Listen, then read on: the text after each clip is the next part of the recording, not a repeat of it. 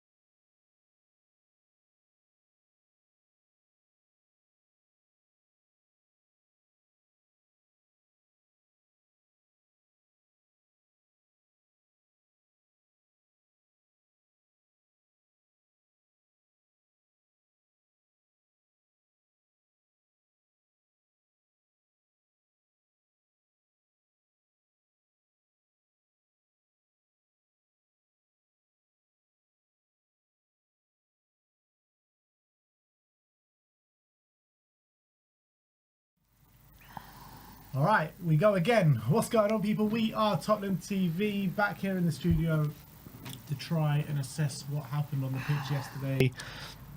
Liverpool 4, Tottenham 0.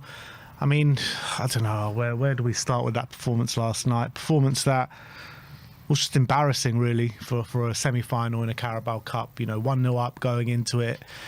And you really expected to see some fight. You really expected to see some passion from the team to really, you know, try and pull us through into the final. But we just never really got going. We really didn't. I don't think more or less anyone, apart from Danso and Spence, I don't think anyone really turned up yesterday. And it was a really painful watch. I thought for the first like 20 minutes, half an hour, we were defending really well. But Ange said in his press conference after the game, you know, he said that we did what we usually do and we try and attack. I can't remember the exact words he said, but the notion was, you know, we wanted to go and attack, we wanted to go play our football. And with the team that he picked last night, I know I've been calling for Porro to come out of the team for quite some time, but Archie Gray at right back, 3 midfielders in... I think it's still not working. Yeah. Midfielders in... One sec. Yeah. We'll try and sort this issue. I don't know what's going on. I think we need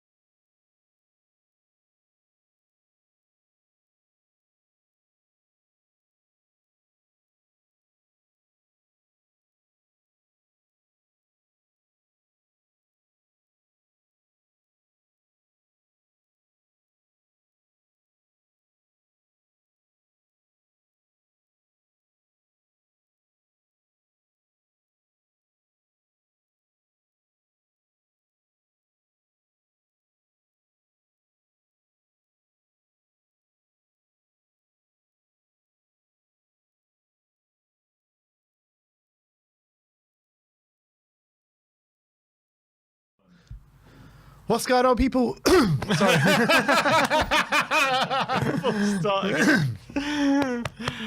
What's going on, people? We are Tottenham TV, back here for another stream for you guys. Sorry about all the false starts, but we seem to have got it working now. Liverpool 4, Tottenham 0, and yeah, absolute shit show last night. A semi-final, and you come out and perform like that against a team like Liverpool, who we know are going to be putting us under increasing pressure, and we just never laid a glove on them. For 90 minutes of football, we just did not lay a glove on them. And I thought a lot of the players last night were so passive. A lot of the players, apart from Spence and Danso, I don't think anyone turned up yesterday, and that was really painful to see when you're looking at the biggest game of our season, for us to turn out like that. After, what was a good feeling around the club after the last week, the kids come on and save us against Elfsborg, and everyone was buzzing after that. Then you go beat a Brentford side 2-0 away with a really dog-like, workman-like performance, don't concede a goal, and get through the game 2-0 win. And then you go and put in a performance like that at Anfield in the biggest game, not just in our season, but in the Ange Postecoglou era, and probably our biggest game in the last, since we last got to a cup final against Man City. So really painful to see that performance on the pitch yesterday. In terms of, I guess let's start off with the lineup that Ange chose, because he did try do something a bit different. Archie Gray at right back, Porro gets a rest, and in the midfield he went for three kind of defensive midfielders in Bissouma, Bentancur and Pape. And I mean, the midfield was non-existent yesterday, literally non-existent. I thought Bissouma was horrific. Bentancur was horrific after I've been praising him all week, and he put some performance like that when we really need him most. And Sarr, again, not a good performance from him. It was just like a non-existent midfield, and it was so easily bypassed for the most part. The defence in the first 20 minutes, half an hour, I thought really held up to scrutiny, and they were defending like animals, like beasts at times. But once one goal went in, you did get the feeling like the floodgates could open, and that is what happened. But what were your thoughts on the lineup that we did choose? Yeah, I thought it was a bit odd, especially given Ange's comments in the post-match interviews and the press conferences, saying that we didn't play the football that we know we can play, or we didn't approach the game. We kind of went there to survive as opposed to going there and trying to impose ourselves on the game. But then I kind of feel like he did that with the lineup. You kind of, with the lineup he chose, was it not sending out a message that we are going there to protect our result? And that's fine to do that, but I don't know if you can do that. You can put out that lineup, because he did have a couple of options. I mean, they weren't like perfect, but you can put Bergvall in there, who obviously had a great first leg. I know he's not like in terms of like a Maddison or Decky, he's not on their level creativity wise, but he obviously shows more on the ball than the likes of maybe Sarr or Bentancur, especially in the opposition's half. Or he had the option of maybe putting Tell on the right hand side and moving Decky inside. He could have done that as well. Just give us a bit of something in the middle, because it seemed as though whenever we had, on the very, very rare occasions that we had to attack, it was almost as if it was only Richarlison and Son kind of getting in those positions, and they were kind of isolated, and the midfield were not helping whatsoever. When they got on the ball, they were shitting themselves, it seemed, every time. They were being pressed into oblivion from Liverpool, and they couldn't deal with that pressure. They weren't able to turn their way out of trouble. They weren't able to play the way forward. It seemed as though every time they were just playing it safe, playing it backwards, and then going long and trying to basically get back in position to defend. And as you say, for the first, before basically they scored their first goal, I don't remember too many real clear-cut opportunities Liverpool had, albeit they had a lot of possession, and can't say they weren't looking dangerous, because they were, but they didn't create too many, I don't think Kinski had too many saves to make, and they did have a goal, I think, ruled out from offside, but apart from that one moment, we looked all right defensively. But when you look at the goal when it came, it's all because of the midfield. Bissouma, I think, has the ball. He plays a lazy pass forward behind, I think it's behind Bentancur, who's trying to run into the space. It sets Liverpool up on an attack, and Salah gets down the right-hand side, he crosses the ball into the box, and everyone misses it. There's like 4 players, I think. Danso included, Davis was there. They all missed the ball when they should have been cleared it. Gakpo gets the shot away, and even Kinski probably could have done better with that shot as well. And it was just a shit show all round, to be honest, that first goal. Once it goes 1-0, obviously, 1-0, you're still in the game. It's level, the tie's level, but you just got the feeling it was that kind of game where as soon as they opened the scoring, it was like, in the way the game was going anyway, it was going to be difficult for Tottenham to kind of change the game in terms of the flow of it and the momentum, because Liverpool at Anfield, once they get in the lead and once the crowd start getting behind them, better teams than us have buckled under that pressure, that's for sure. And we did buckle under it, especially in the second half. But in terms of the lineup, I was a bit disappointed, to be honest. I don't mind the Gray one, just because maybe he felt like Gray, I don't know whether he felt like Porro just needed a rest, or he felt like Gray was a bit more defensively solid, or what the choice was.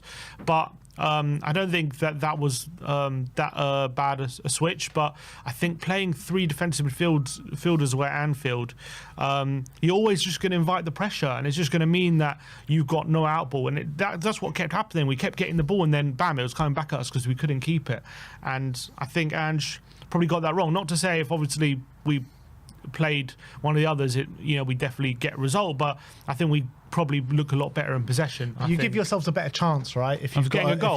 if you've got opportunities to hurt the opposition, and we just for 90 minutes we did not look like scoring at all. And we all knew didn't have a shot on target. We all knew we had to score. Yeah, of course, and we didn't have a shot on target, and that's what really baffles me is the comments from Ange after the game and the selection that he chose. Just they don't match up. They don't make sense. They kind of contradict each other. And the fact that Bergvall was man of the match in the first leg against the same opposition. He, I think in the last game he only played 45 minutes, so he should be, fairly well rested. I don't know why I didn't start him. I actually thought he played pretty well when he came on as well in the second half. I know the game was maybe gone by that time, but I thought he was one of our better players again, Bergvall, when he came on. So I thought I don't understand why I didn't start him. We needed some quality in possession. We needed somehow to have someone in the middle there where when we get the ball, we actually have someone who can drive up the pitch and ask different questions through the centre of that Liverpool midfield, and we just didn't have that. And I always felt like if we were going to play this kind of sit back and try and counter-attack football, as much as I've been saying for the past probably 2 months that Porro needs a rest, I do feel like his performances have been getting better the last couple of games, right? And I felt like if we were going to try and play that football, the two players that were going to be vital for us to really be able to get those balls in behind were going to be Kinski and Porro playing out the back. And without Porro being there, I know Gray's also good on the ball, but he's got nowhere near the level of passing and chance creation that Porro has. So if we were going to be able to really hurt them with trying to sit back, Porro and Kinski were probably going to be the best ones of the lot to try and hurt them. Yeah, I don't disagree. And so from that point of view, leaving out Porro was that a mistake as well. I thought it was well. He came on and obviously looked decent, but only played for half an hour.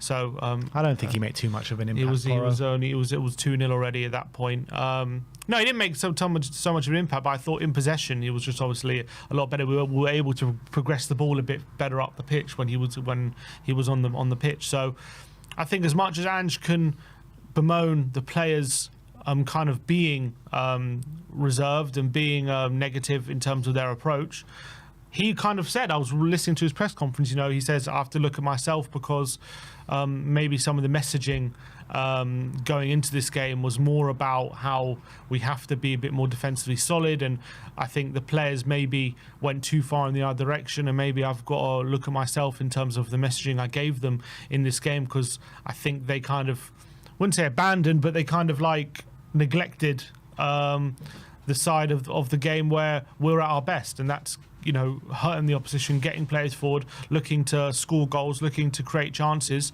and we just were, I don't know whether we weren't able to, we weren't interested, or a bit of both, but we just didn't, and that's the reality.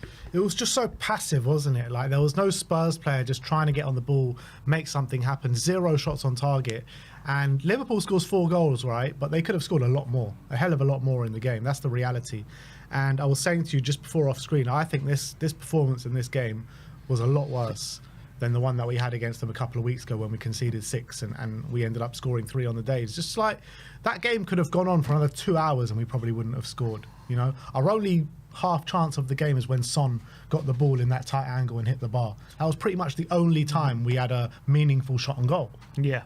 That's the truth. And Liverpool, it was an easy day for them in the end. It didn't feel like a hard-fought semi-final. It felt like a top of the league side against a bottom half side at home in a casual league game, and that's kind of what it was. It felt like a game at the end of the season where Liverpool are going for the title and Spurs' season is over. That's what it felt like. Yeah, no doubt about it. And look, when I was watching the game, I think the players did do a lot of running and they were trying hard, but I think, first of all, I think Liverpool were just too good for us on the day, especially how we set up. They were definitely too good for us. They were unbelievable, I thought, Liverpool, in terms of how aggressive they were, their relentless nature. I thought their intensity was incredible. They didn't let up for 90 minutes. I think it helped that, I think, with half an hour to go, they could bring on Jota, they can bring on all these other players. They brought on Curtis Jones, they brought on some really good players and just refreshed them, allowed them to keep up that intensity. But when you come into this game like us, it's such a big game in the season, you know that it's a great chance to get to Wembley. You know you were 1-0 up from the first time. We put in a really good display. It's massively disappointing and gutting that we basically didn't give ourselves a chance in that game, and we ended up, it was over, with like 20 minutes to go, and it was just hard to watch, knowing what a big game it was in this course of our season, I think. Yeah, the implosion as well. Like, players have got to take a long look at themselves after that game, particularly players like Bentancur and Bissouma, right? They're the experienced players coming into it. They're the ones that need to hold it together, right? They're the ones that need to guide these young players through the game. And Bissouma, I'm sorry, but Bissouma, yeah, in every big game, or in a lot of big games that we play this season, we always look at him and say he's the one that gives away a lot of goals. He gave away a goal yesterday with that sloppy pass in the middle of the park. Arsenal away, he did the same. Chelsea at home, he did the same, pretty much losing the ball and then giving away the penalty. How many times are we going to sit here and talk about Bissouma in big games, just making stupid decisions and making sloppy passes? And it wasn't even just that pass. Like, all day long, he just couldn't hold on to the ball in the middle of the park and find a man in white.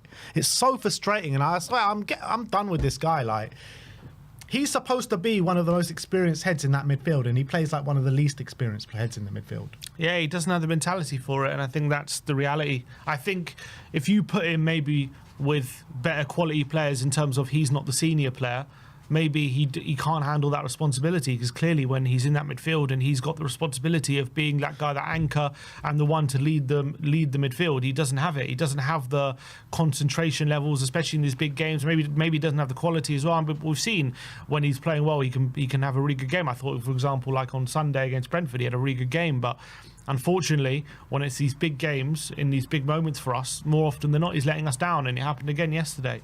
And I think, in the summer, he's going to have a year left on his contract, and there'll be some big decisions to make, I think. They have to look to sell him. And as well with Richarlison, I know, it's not his fault he's getting injured and stuff, but this happens every single time he comes back for a few games, out injured. Back for a few games, out injured. The last time he got injured, he got injured on his first game back. I mean, how long can we keep going on with this? No, I think it's another one where I think the club knows at this point, I don't think we can carry on in this direction.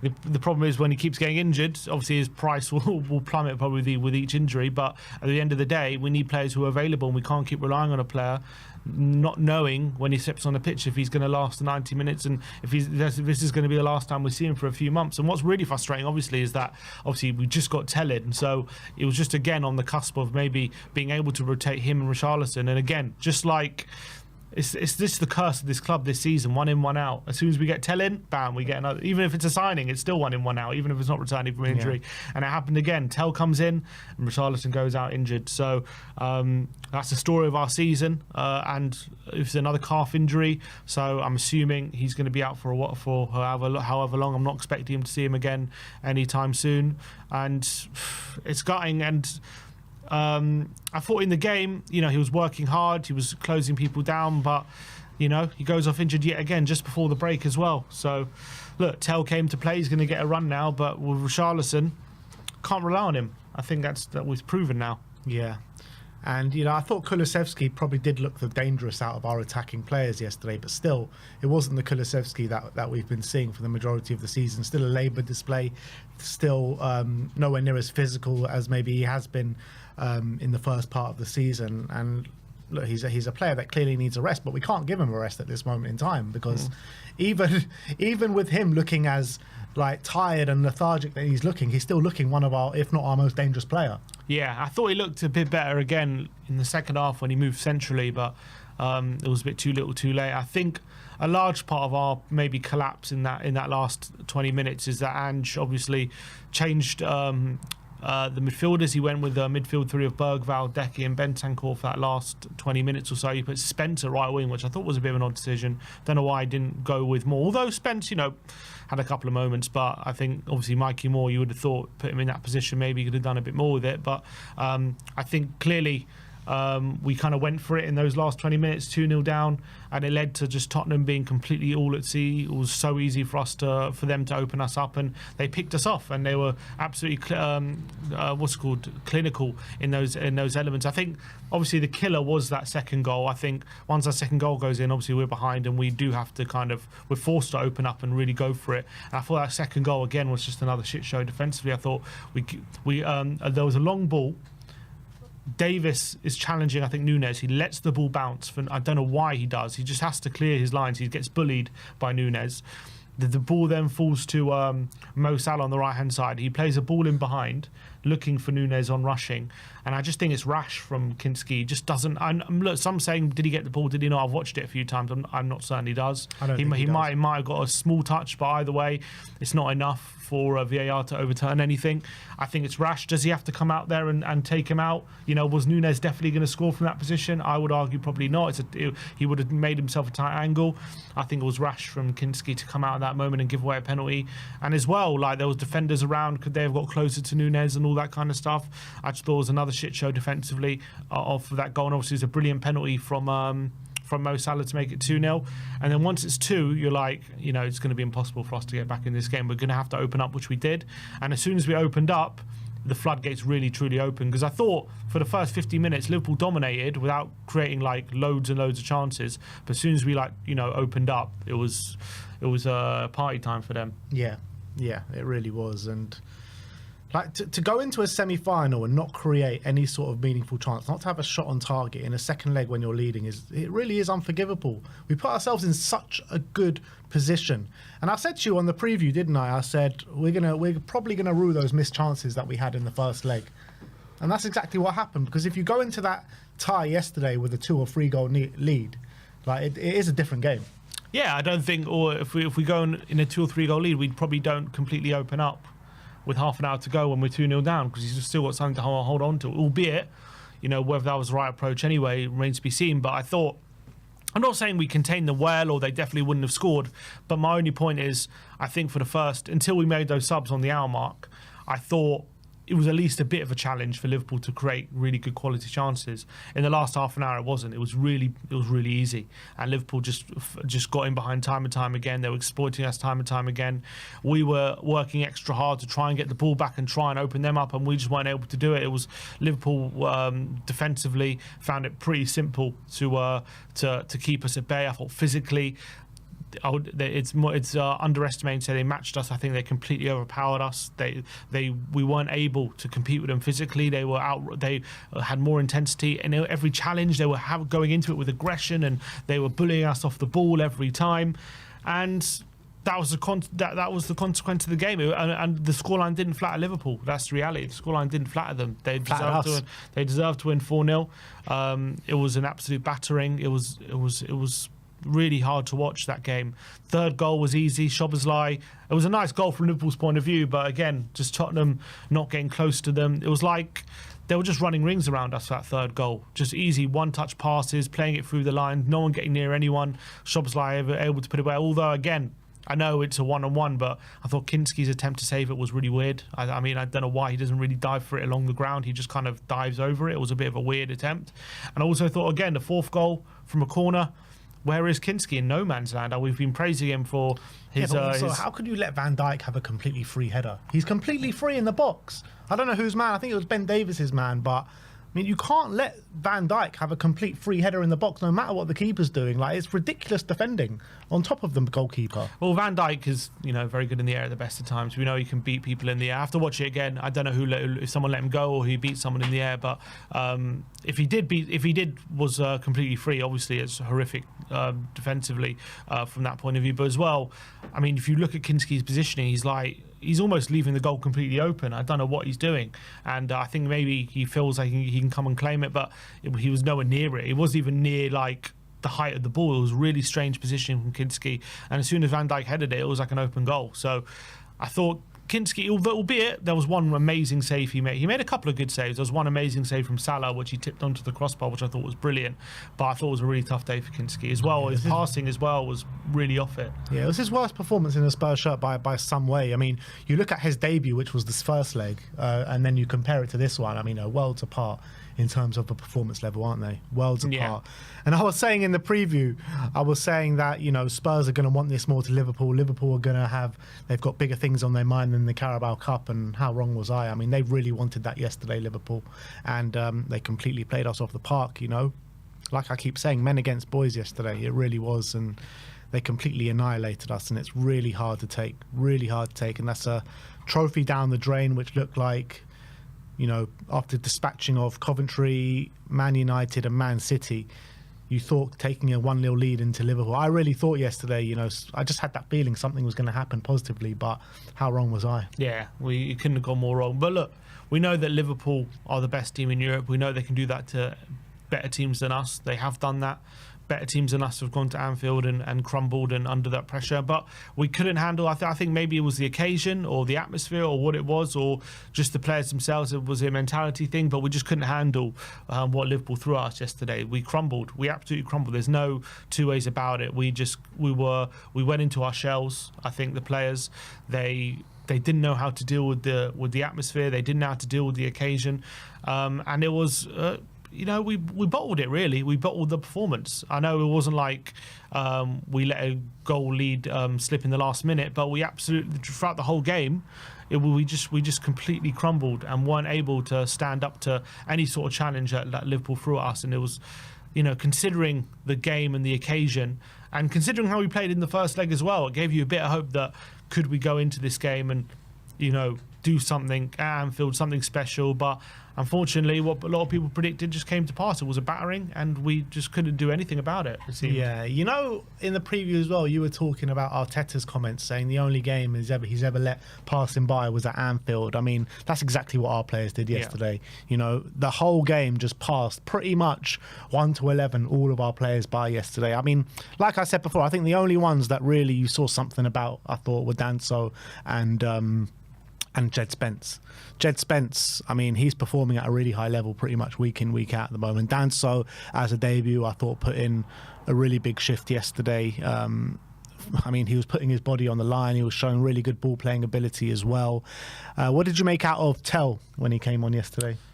Yeah, it was hard to really make too many judgments, but I mean, I thought he looked fairly bright, but I thought there was a couple of really good moments with his pressing. I remember there was one moment, I think was it right at the end of the first half or beginning of the second half, where he actually caught one of the Liverpool defenders on the ball, and we actually created we won the ball half the pitch, but it was again a symptom of how we were not going for the kill, because on that moment we won the ball back. We have the ball, like one of the only times that whole game we have the ball in their half with some players forward, and then like 5 seconds later it's back at our keeper. We're playing it backwards. We're not going for creating a chance. It's like we're scared to lose the ball, and by doing that we're just keeping it safe and playing backwards even in that moment. And maybe Tell would have been frustrated with that. I mean, obviously we weren't there at the game, but there were some people on X saying that they saw Tell when he was on the pitch, you know, trying to encourage the players around him to press and get closer to his men and get further forward. I was like, this guy's just joined here. Why is he the one? And he's 19. Yeah, why is he the one like doing that? Well, like there should be some of the, you know, as you say, more senior players in the squad who have more experience, you know, making sure that pushing these players on.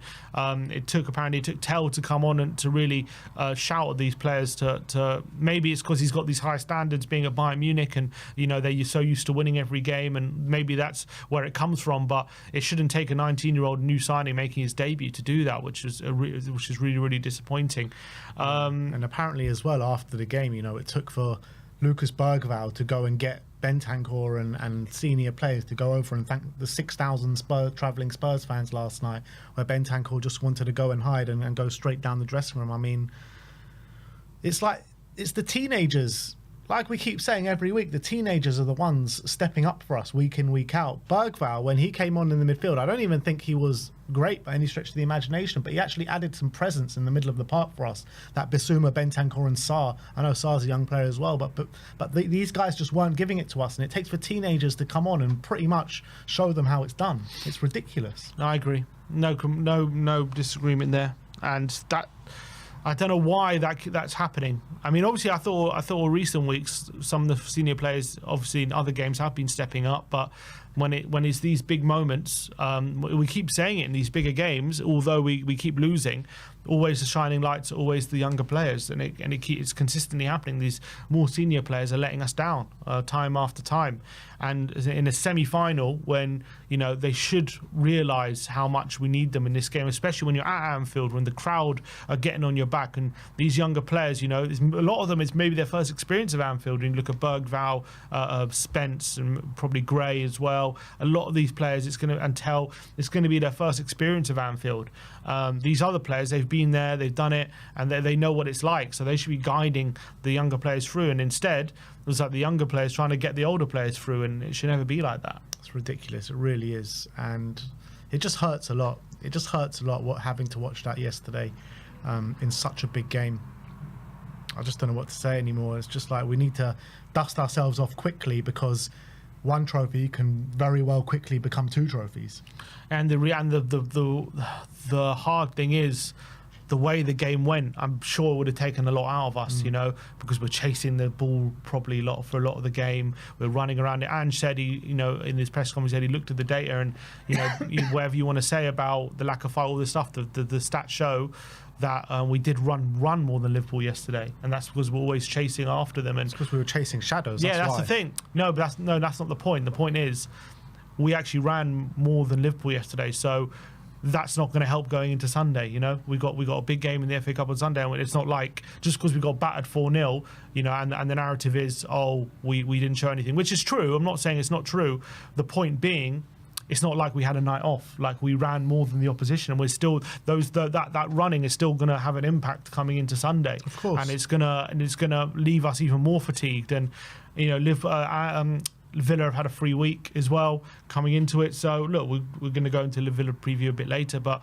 It's going to be even more difficult to find something extra on Sunday. It's going to be even more difficult to rotate. Obviously, we'll think some people like Tell might come in, but other than that, like, there's Bergvall. It's very little options to rotate, because he said there's not going to be many options. He's not going to be any players, coming back for the game on Sunday. They're going to be aiming for that United game. So it's going to be mainly the same players that played yesterday. So I'm fearful, really, of what's going to happen on Sunday. But in terms of yesterday, as much as we're all disappointed, and it's painful watching us yesterday, reality is we were coming up against the best team in Europe. We were coming up against the best team in the league. Also, not only that, they had one injury. They had their first choice 11 out. Even if we had our best team out, there's also a chance we could have lost that game. I agree, it's the manner of the defeat which hurts the most, more than losing.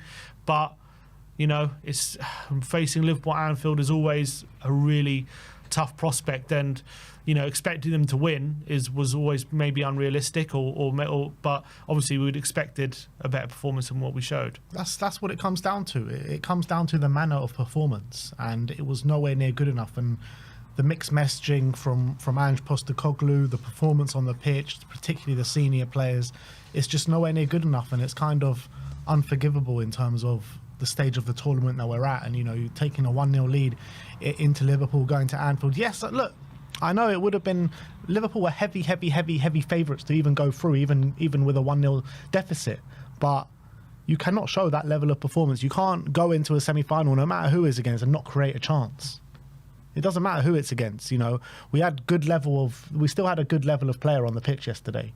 Bentancur, Bissouma, Sonny, Kulusevski, Richarlison, all these players have performed at big grounds like that before in the past, particularly the likes of Sonny, Deki and Richarlison. We were talking about Sonny having such a great record at Anfield, Richarlison having such a great record at Anfield, and they were all just shadows yesterday. They were all shadows, and the midfield and the attackers were pretty much just hiding on the pitch yesterday. The only players that we pretty much saw were the defenders.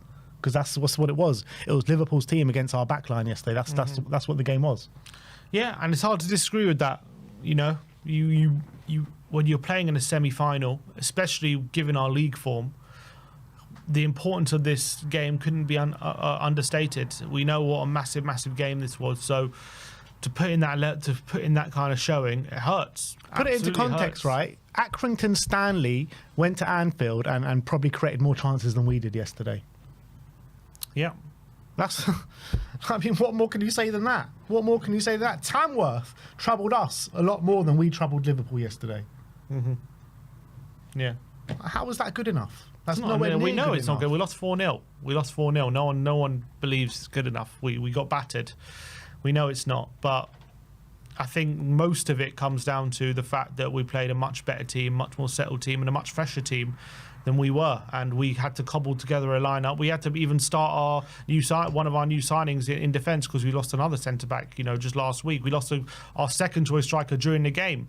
Like, the circumstances are just obviously going to be very, very difficult to manage. So I understand that, but as well, even given all the circumstances, we need to be showing more than what we showed. I think that's also fair to say. So to be battered so meekly 4-0 is really tough to take, but as well, I do have sympathy again because it's just, I mean, the problems keep piling on, and we weren't even facing a Liverpool team.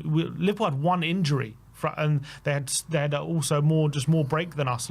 And they're a better team, and they're a fresher team, and they're in a better momentum. They're top of the league. They're winning most weeks.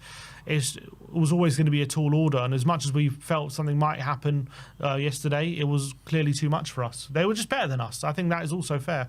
Yeah, I can accept being second best though. I can, but I can't accept going there and just looking like a dead team, a complete dead team that can't even muster up one measly chance over the course of 90 minutes. I can't accept that in a semi-final. That meant so much to us. You know, this game was pretty much everything for us. It was literally everything. And we went there and we just looked so insipid. So insipid. It was the worst. I think that was probably the worst performance of the season. Can you think of a worse performance than that this season? We've had some bad performances.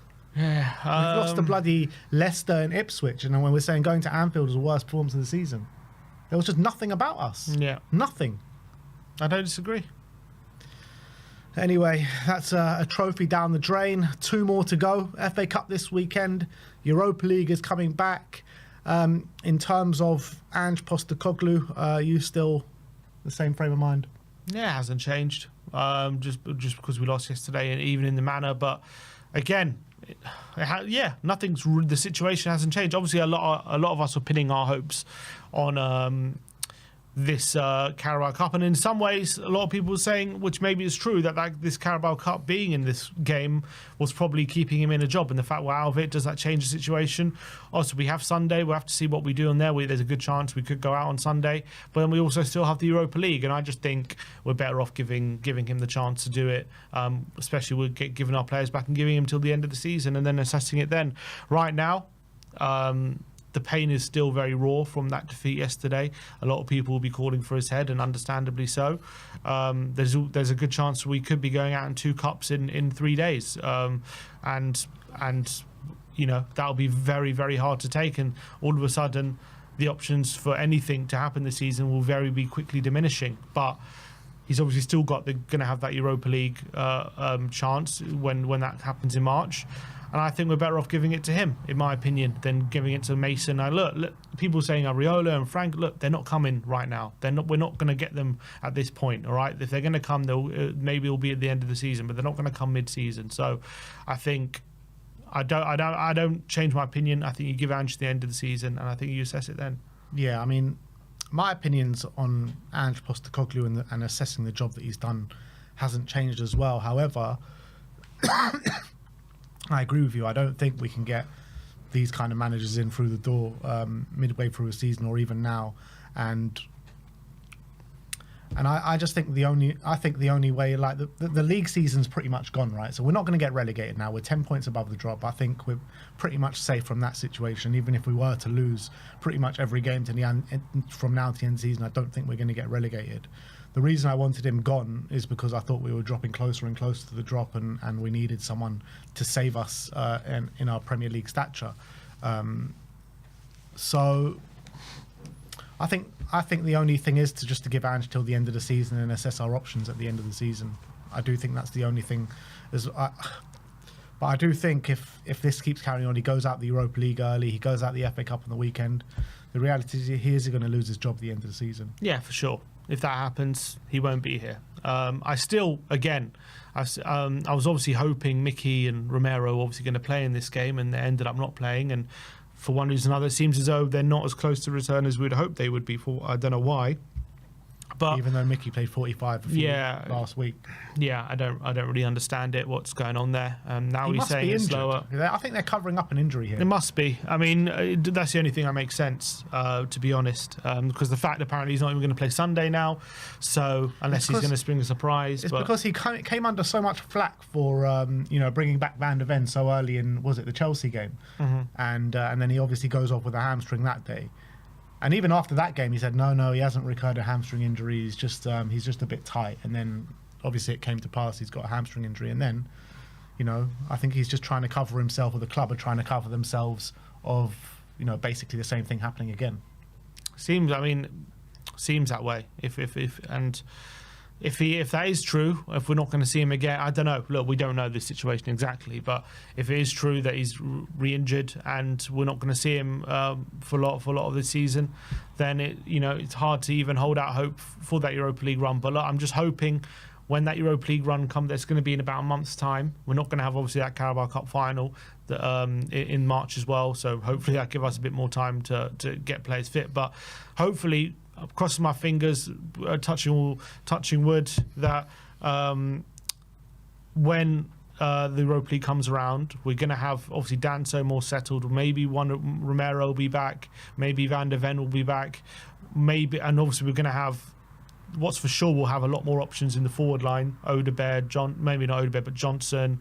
Tel will be more suited. Solanke's going to be back come the Europa League. Maybe when that comes around, we can really give that a good go. I still believe that. But right now, with each game that comes, it's like we're losing more players with injury. We're asking them to put more effort in and get more results in bigger games and harder games, and they're not capable of doing it at the moment at this point in time, clearly. And hopefully, when the United game comes around next week, we're going to have more players back, and hopefully we'll have a few more options to pick from. But right now, again, even yesterday we had, I think 11, 12 players out, and we lost another one during the game. And it's just a nightmare scenario. Yeah. And the most frustrating thing about it is with these centre-backs, they just keep getting delayed.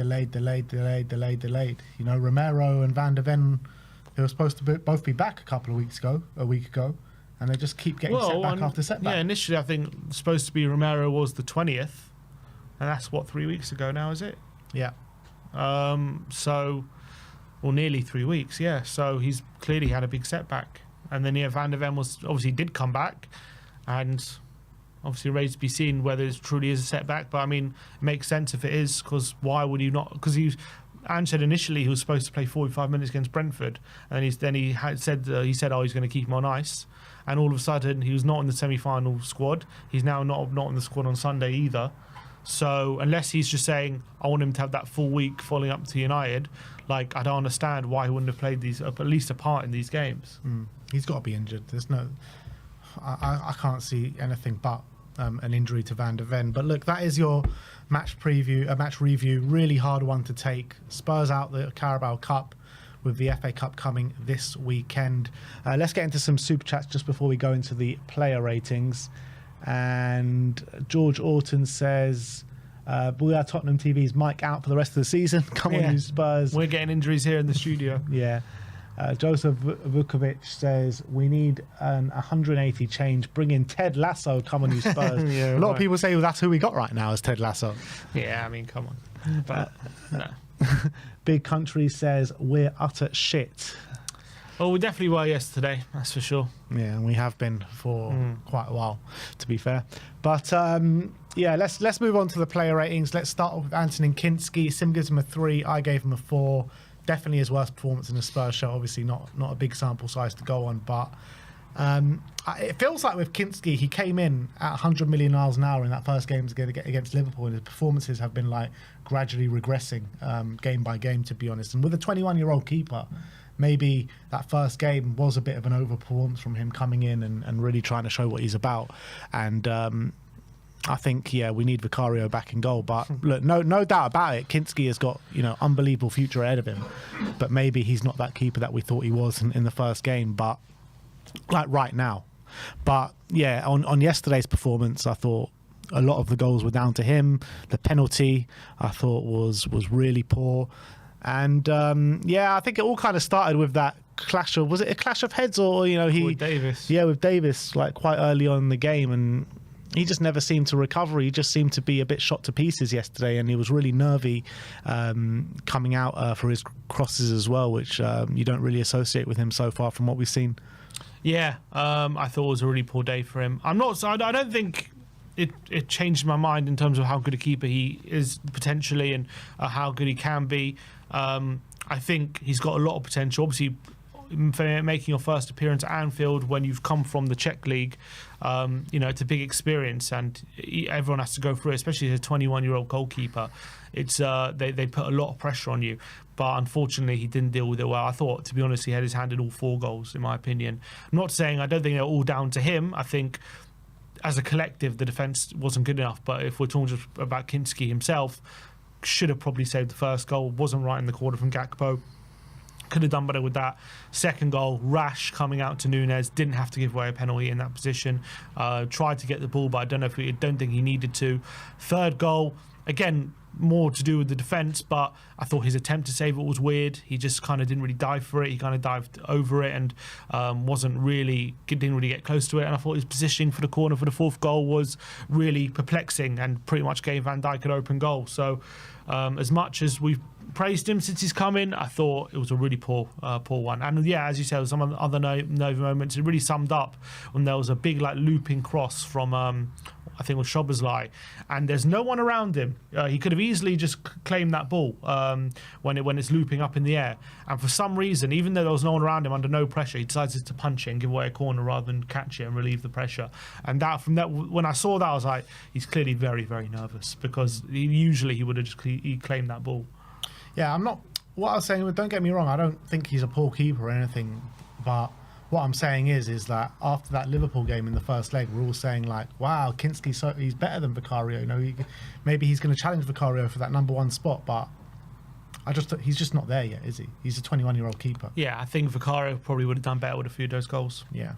Moving on to Archie Gray, 5s all round for Archie. Started at right back. I think he played a bit of left back, played a bit of centre back yesterday, all over the shop. And I think when he was at full back, both right and left back, he lost his man on a few occasions. But look, he's an 18-year-old trying to, drive us into a final at Anfield, and he came under a lot of pressure yesterday, and it was like the Liverpool attack against our defence, and he was a part of that. I don't think he was the worst out of the lot, but he definitely could have done better on a few occasions. Yeah, I think obviously Gakpo gave him a tough time.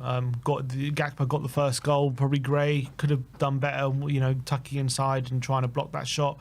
I thought on occasion he did okay. Wasn't terrible in possession, but again wasn't helped, I think, by the midfield, and as well, I think he played 3 positions, didn't he, yesterday? He started off a right back, then made 2 subs, went to left back, and then when Mikey Moore came on, he moved into centre back. So had to move all over the shop. So there's no surprise that maybe he didn't have the most consistent performance, but that's just how it's been for Gray this season.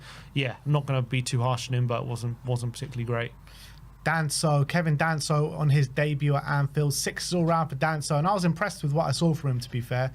Really aggressive, putting his body on the line, the amount of blocks and challenges he was making, particularly in the opening 20 minutes, half an hour. I thought he was brilliant, showed some quality on the ball as well. There was that one moment, though, in early on where he played a bit of a hospital ball and let Liverpool spring on us a little bit. But yeah, I thought I think this guy's going to be a player for us now. I like what I saw yesterday.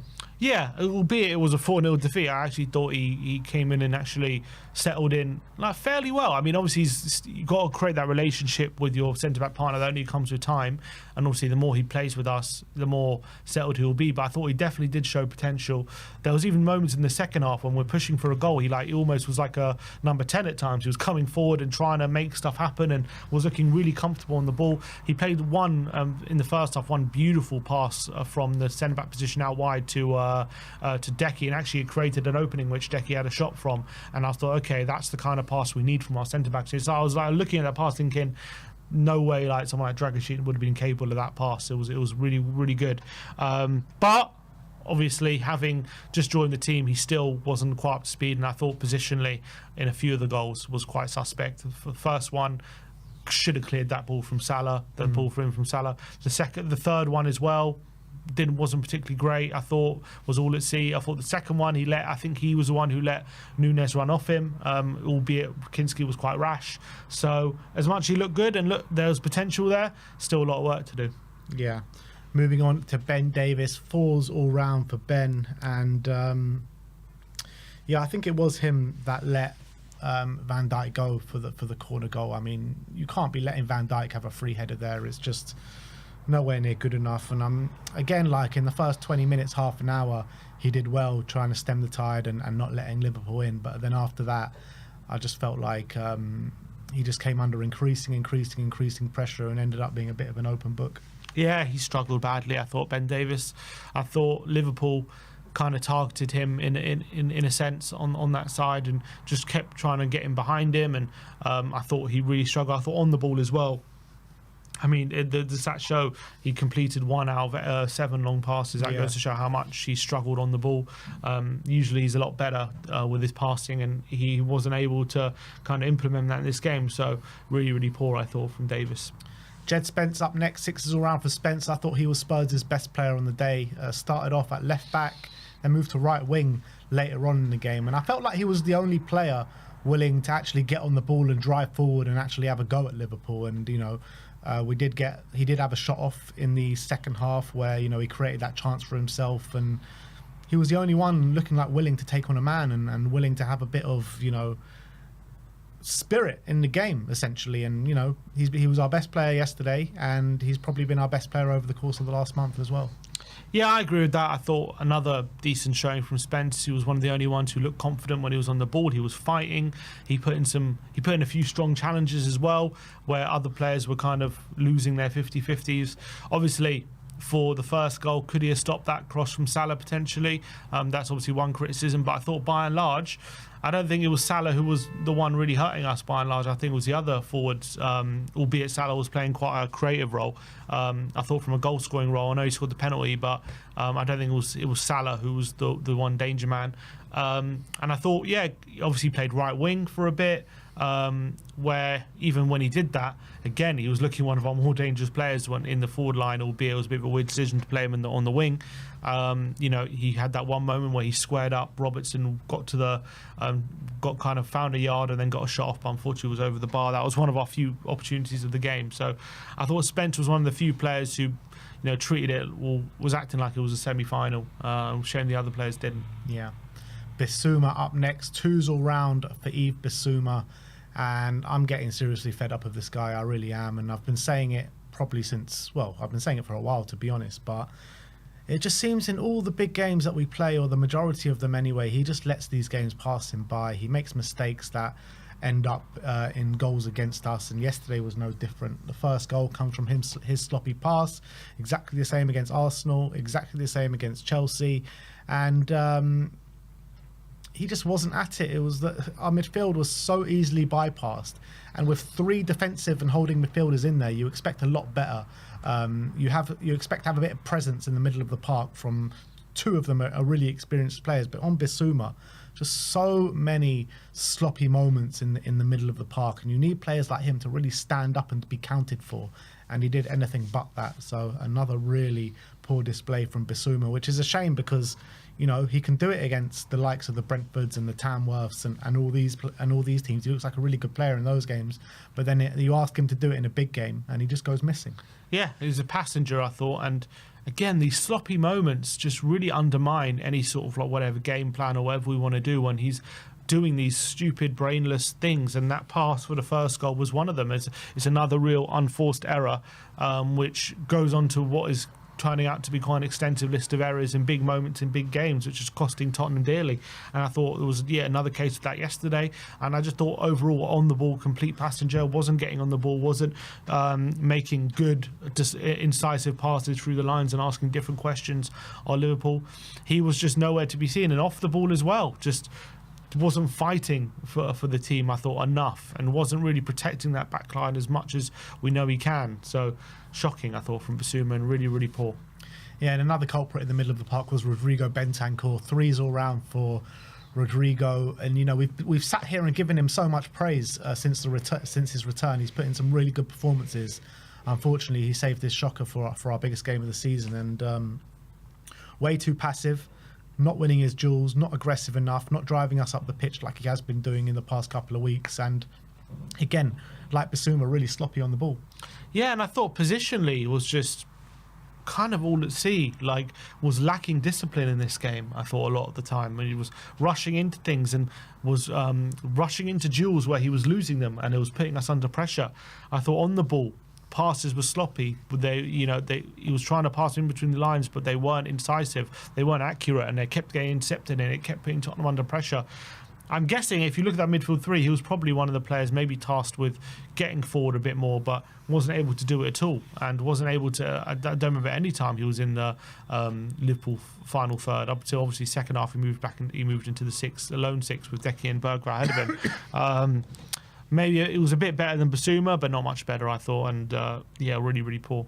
Pape up next, 3s all round for Pape, and I think we're being a bit accustomed to these Pape displays now over the past month or couple of months, and I don't know it's whether he's being overplayed and he's knackered, but he is actually full of energy and full of running, but when he gets on the ball, it's just there's no quality whatsoever from him, and it's really frustrating because when he was going through that really good moment earlier on in the season, he was showing so much quality on the ball. I know he scored in the last game, but he was getting on the ball, he was driving forward, he was playing really nice passes, he was getting on the scoring sheets, getting assists, and it's a shadow of that player at the moment. Yeah, he's been on poor form for a while. Obviously against Brentford, he came on, scored, and you're thinking, okay, is this the start of him returning to form? But got a start in this one. I'm not sure why maybe he didn't start Bergwijn ahead of him at least, or one of Basuma and Bentancur, but he didn't. He went for Sarr, and it led to Spurs just having...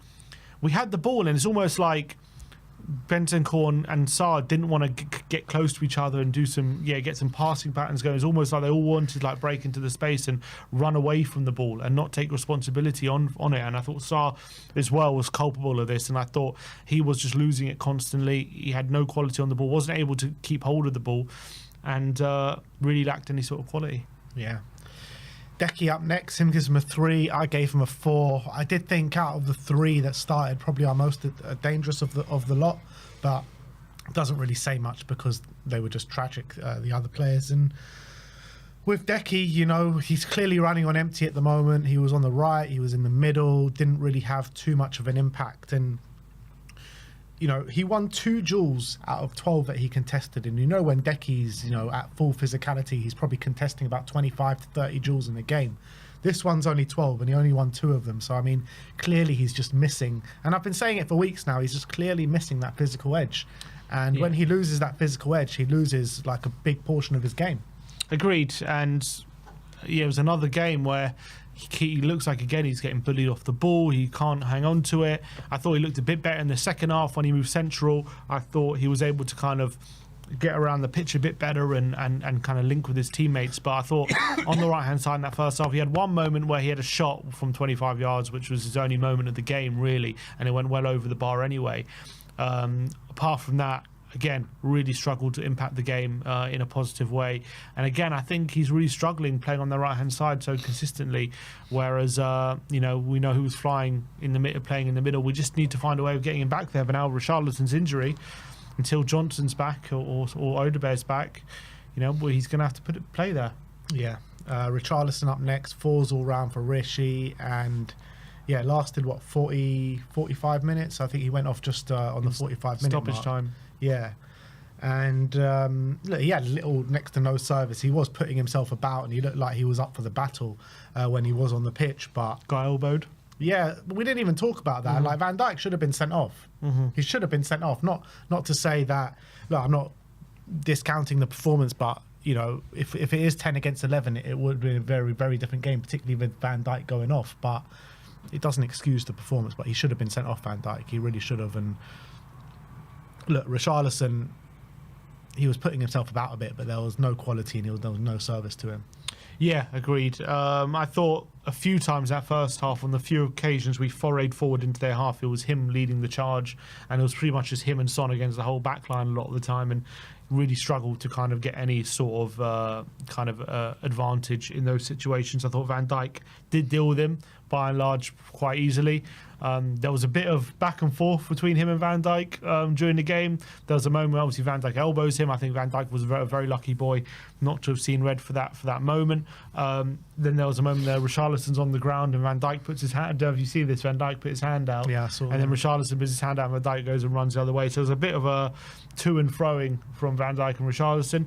Then obviously what happened was the most gutting of all, and that's him getting injured. And another calf injury. You saw how he battered the ground when he went down, and in frustration, knowing that he's tweaked yet another, he got another muscle injury off the back of so many injuries he's had during his time here. Must be massively frustrating. Probably what's also even the more frustrating is, like, we've just got a new striker in, so we're just going to be able to start rotating him, and he's just picked up another injury again, and all of a sudden that possibility is gone. So I feel for him. But it's just another injury in a long line of injuries, and you know it can't carry on. Yeah. And last but not least, the starting 11 is Son Heung-min, falls all round for Sonny, and yeah, I mean, he just couldn't get in the game at all. You know, he's usually a real big danger at Anfield, but we just couldn't seem to muster up anything for him. You know, usually he's such a threat in behind. There was none of that. I thought he could have done a bit more in coming back in defence and helping out the team.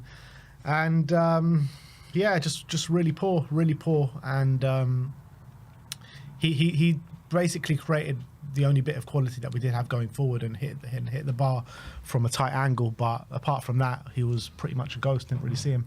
Yeah, disappointing. There was one moment, I haven't seen a replay, so I don't know if it was offside or not, but there was one moment in the first half, Kinski played a beautiful long ball to him, and he was actually one-on-one if he took it in his stride, and he takes a poor touch, and it goes through to the keeper. I don't know if it would have been offside or not, because I haven't seen a replay, but that could have been a big moment in the game. Obviously, he did hit the bar late on with I think it was at 3-0 at that point. He hits the bar, I think it would have been with 50 minutes to go, so maybe it gives us a glimmer of hope if he scores that, but it would have been a great goal if that goes in from a tight angle, so it wasn't exactly a good chance, but he created that. And then I think in stoppage time right at the end of the game, he had another shot from 25 yards, which was only just over, so that was like a decent moment. So, you know, probably of our, I don't know how many shots we actually had in general, 5 shots, I think three of them came from Son, I think, but unfortunately, you know, in this kind of game, 2 of them came from Son. In this kind of game, you know, from your captain, we need more from him. And he's come under fire a bit from a lot of people and pundits saying he's not a captain. He's showed he's not a captain in this game. I mean, again, I know it's, you know, you have to look at the leadership group for sure when we have a performance like this, but I think piling on a one player is a bit unfair. But yeah, look, he's the leader in the team, he's part of the leadership group, so when things are, as a collective are that bad, he's obviously got to take some of the brunt of it. Yeah, I hate like going after Sonny because of so much of what he's done for this football club for so many years, but yesterday wasn't good enough. But it wasn't just him, it was everyone. Yeah, exactly. Next up is Matisse Tell, who came on for Richarlison just before half-time.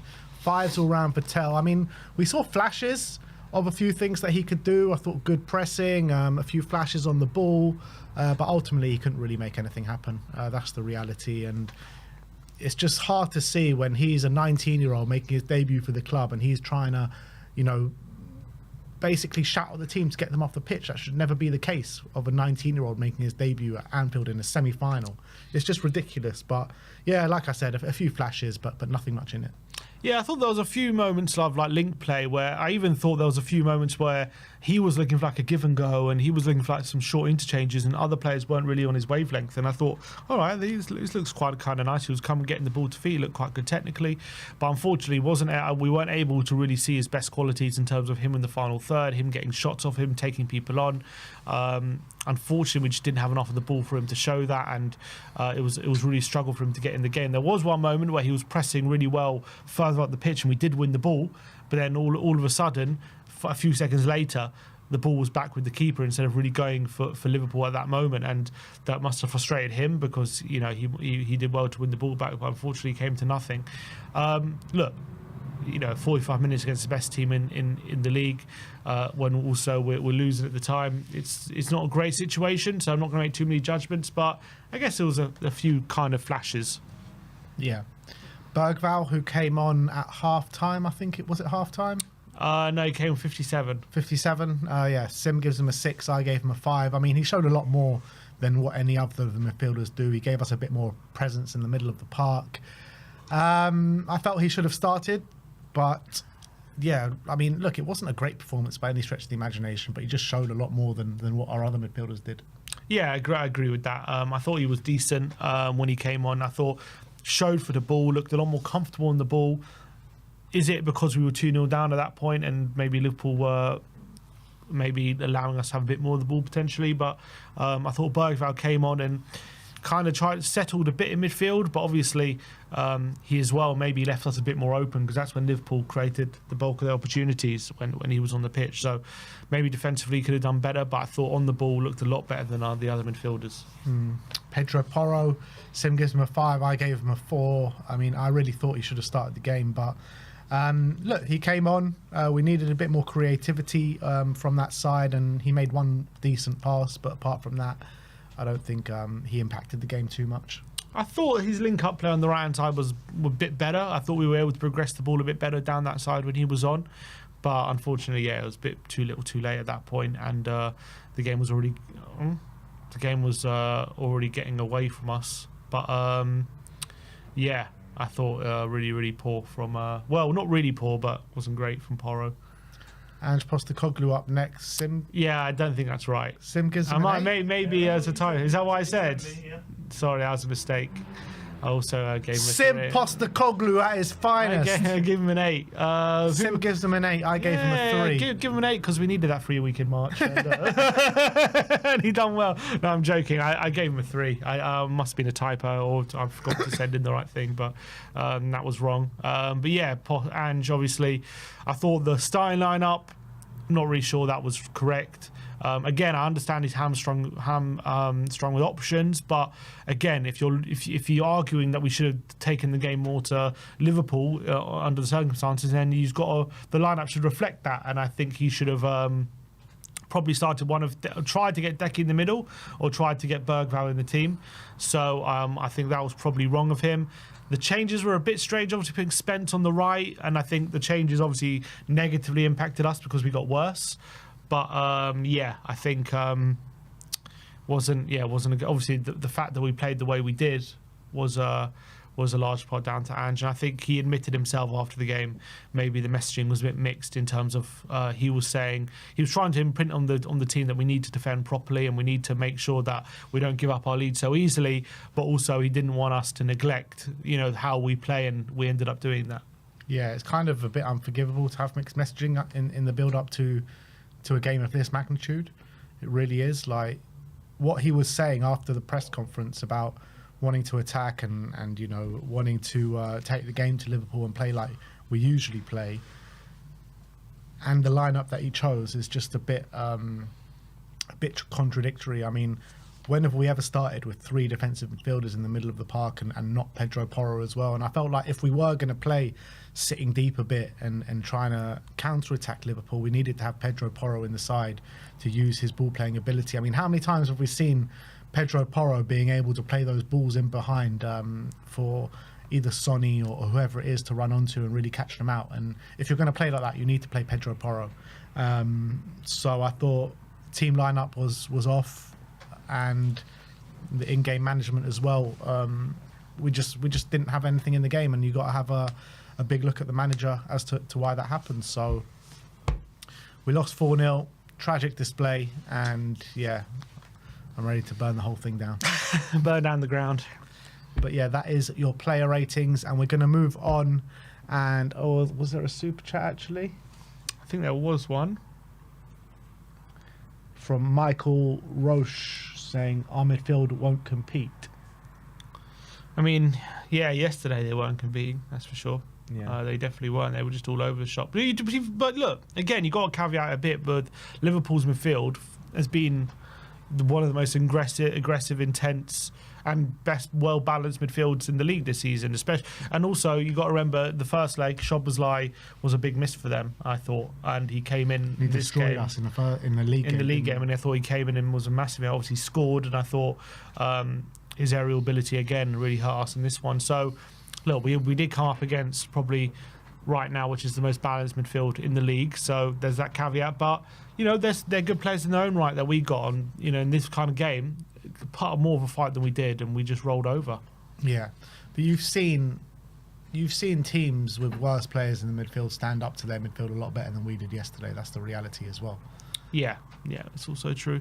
Yeah, but again, I mean, it's just these players are, you know, when they're coming up against a team that's got a lot more energy and a lot more rest, but, you know, they're not playing the minutes that our players have played, so that intensity is not there. So I do think, you know, it's something to point out. I think most people will overlook that and think, you know, you should put that to one side for this one game. And we, you know, in some games we've been able to find something extra, but in this game, you know, going to Anfield is clearly too much for them. Clearly. Let's move on and let's see how the internet did react to the game yesterday, starting off with DXNTHFC saying this is Bissouma, Bentancur and Sarr versus Liverpool. This is literally what it was like. It was just... The stewards are probably too close to each other. Yeah, I think, Bentancur, Sarr and Bissouma were. So easy to bypass that midfield yesterday. It was actually embarrassing just watching it. Yeah. So hard to take. It was really hard, and we had no semblance of control. We just allowed Liverpool to control the game, and it was tough. It was really tough to watch. Spurs Connect saying Tottenham Hotspur chairman Daniel Levy has fallen asleep at Anfield while his football club is in ruins and has won one trophy in 24 years. I mean, our chairman is there sleeping at the game. I mean, what is our football club? What are we? This guy. He's supposed to be a control freak and he's there sleeping. Daniel Levy, man, get out of my club. Seriously. Get a coffee at least or something. Come on. It's a semi-finals. Maybe it shows how much he cares about the cups. Football Confidential saying generational talent being groomed at Tottenham. Not since the great Barca sides have we seen such a group of talented, mature together like this. And if you look at this... Yeah, it's maybe the tagline's maybe not what I took from that graphic, but I think the graphic is definitely telling of just how much we've had to lean on these teenagers this season. Yeah. That's probably the what I take from it, because it's almost double second place, the minutes, which is crazy to think about. Like, you know, that is what we're forced to do at the moment. And, you know, obviously it's great we're giving, you know, youth those minutes and young players, but... It's also, you know, how much can you rely on such young players and expect kind of consistent results? It's tough. Yeah, that's true. But also, on top of that, like when we ask to rely on the senior players, they're a lot worse than these teenagers. So maybe we need more teenagers because the senior players are terrible. Yeah, but I think again, there's probably more reasons for that. But I think. When you're asking teenagers to play this much, it's crazy. It's more that, as you said, look, it's more than double second place, and even for more after second place, and then Southampton, obviously they're one of the worst in the league. It's like it's treble Chelsea, and then after that, you know, it's like you're getting into 3 starts of Villa. So, you know, we're way out in front of anyone when it comes to using players 18 or under this season. It's crazy. But that's what happens when you promptly sign teenagers. That's also true. But also, I think, obviously, it's the injury crisis, I think. Yeah, that as well. But, I mean, we did predominantly sign teenagers in the summer. That's the reality. We didn't sign experienced heads, apart from Solanke, to come in. We signed only teenagers. So what are we sitting here expecting? Well, I don't think the plan was for them to play this much, I think. Yeah, well... Alex THFC saying expectations were low, but holy F. Yeah, look at that. 0.18 expected goals to their 3.82. 26 of their shots to our 5, and they had 10 shots on target and we had 0. Yeah, and you can see that shot map. I know it's kind of cut off at the top, but you can just see how many shots in and around the penalty area. I think we had one shot in the box. I think it was at that Son chance that hit the bar.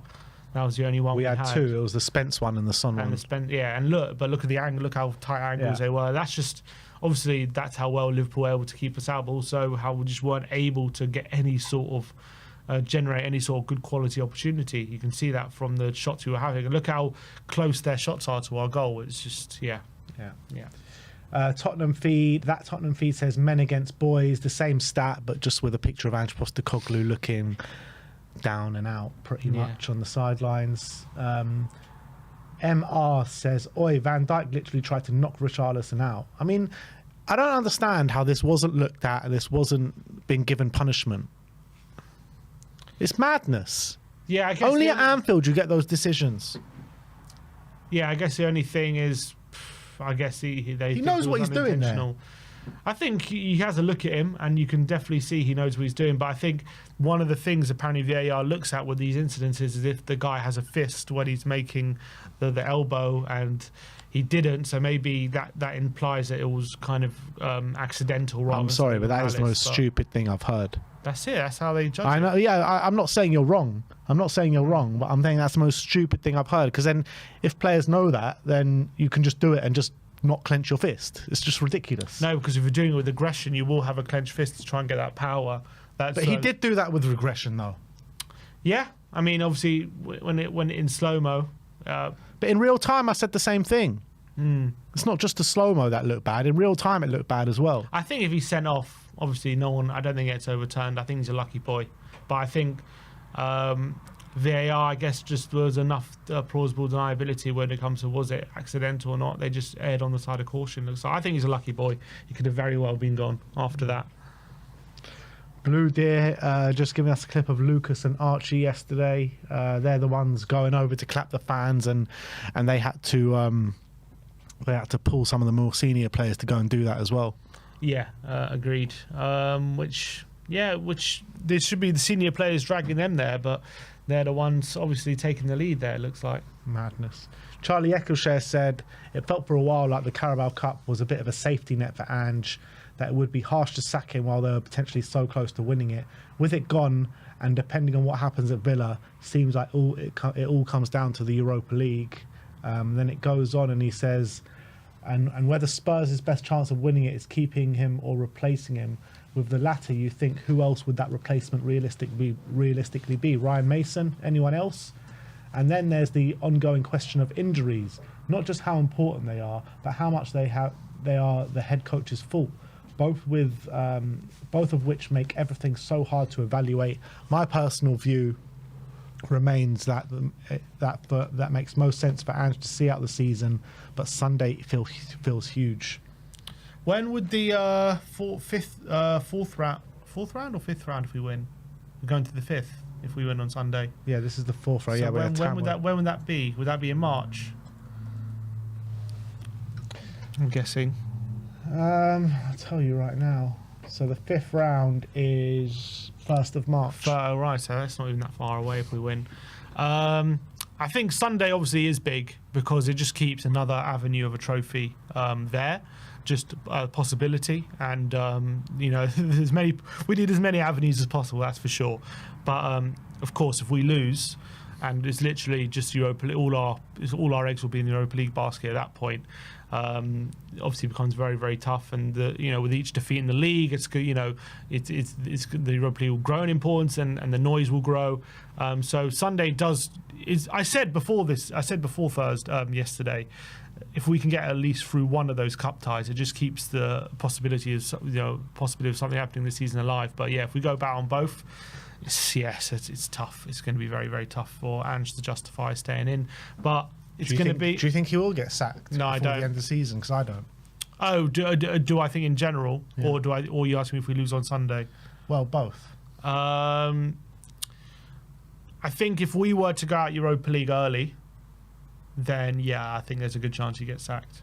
I think if we get to like the semi-final, right, and by the time we lose that, so let's say we lose that semi-final or something, then it's going to be so close to the end of the season anyway, you probably just sees it out. But like, if we lose to, let's say if we get knocked out in the last 16 Europa League, it'll still be March time.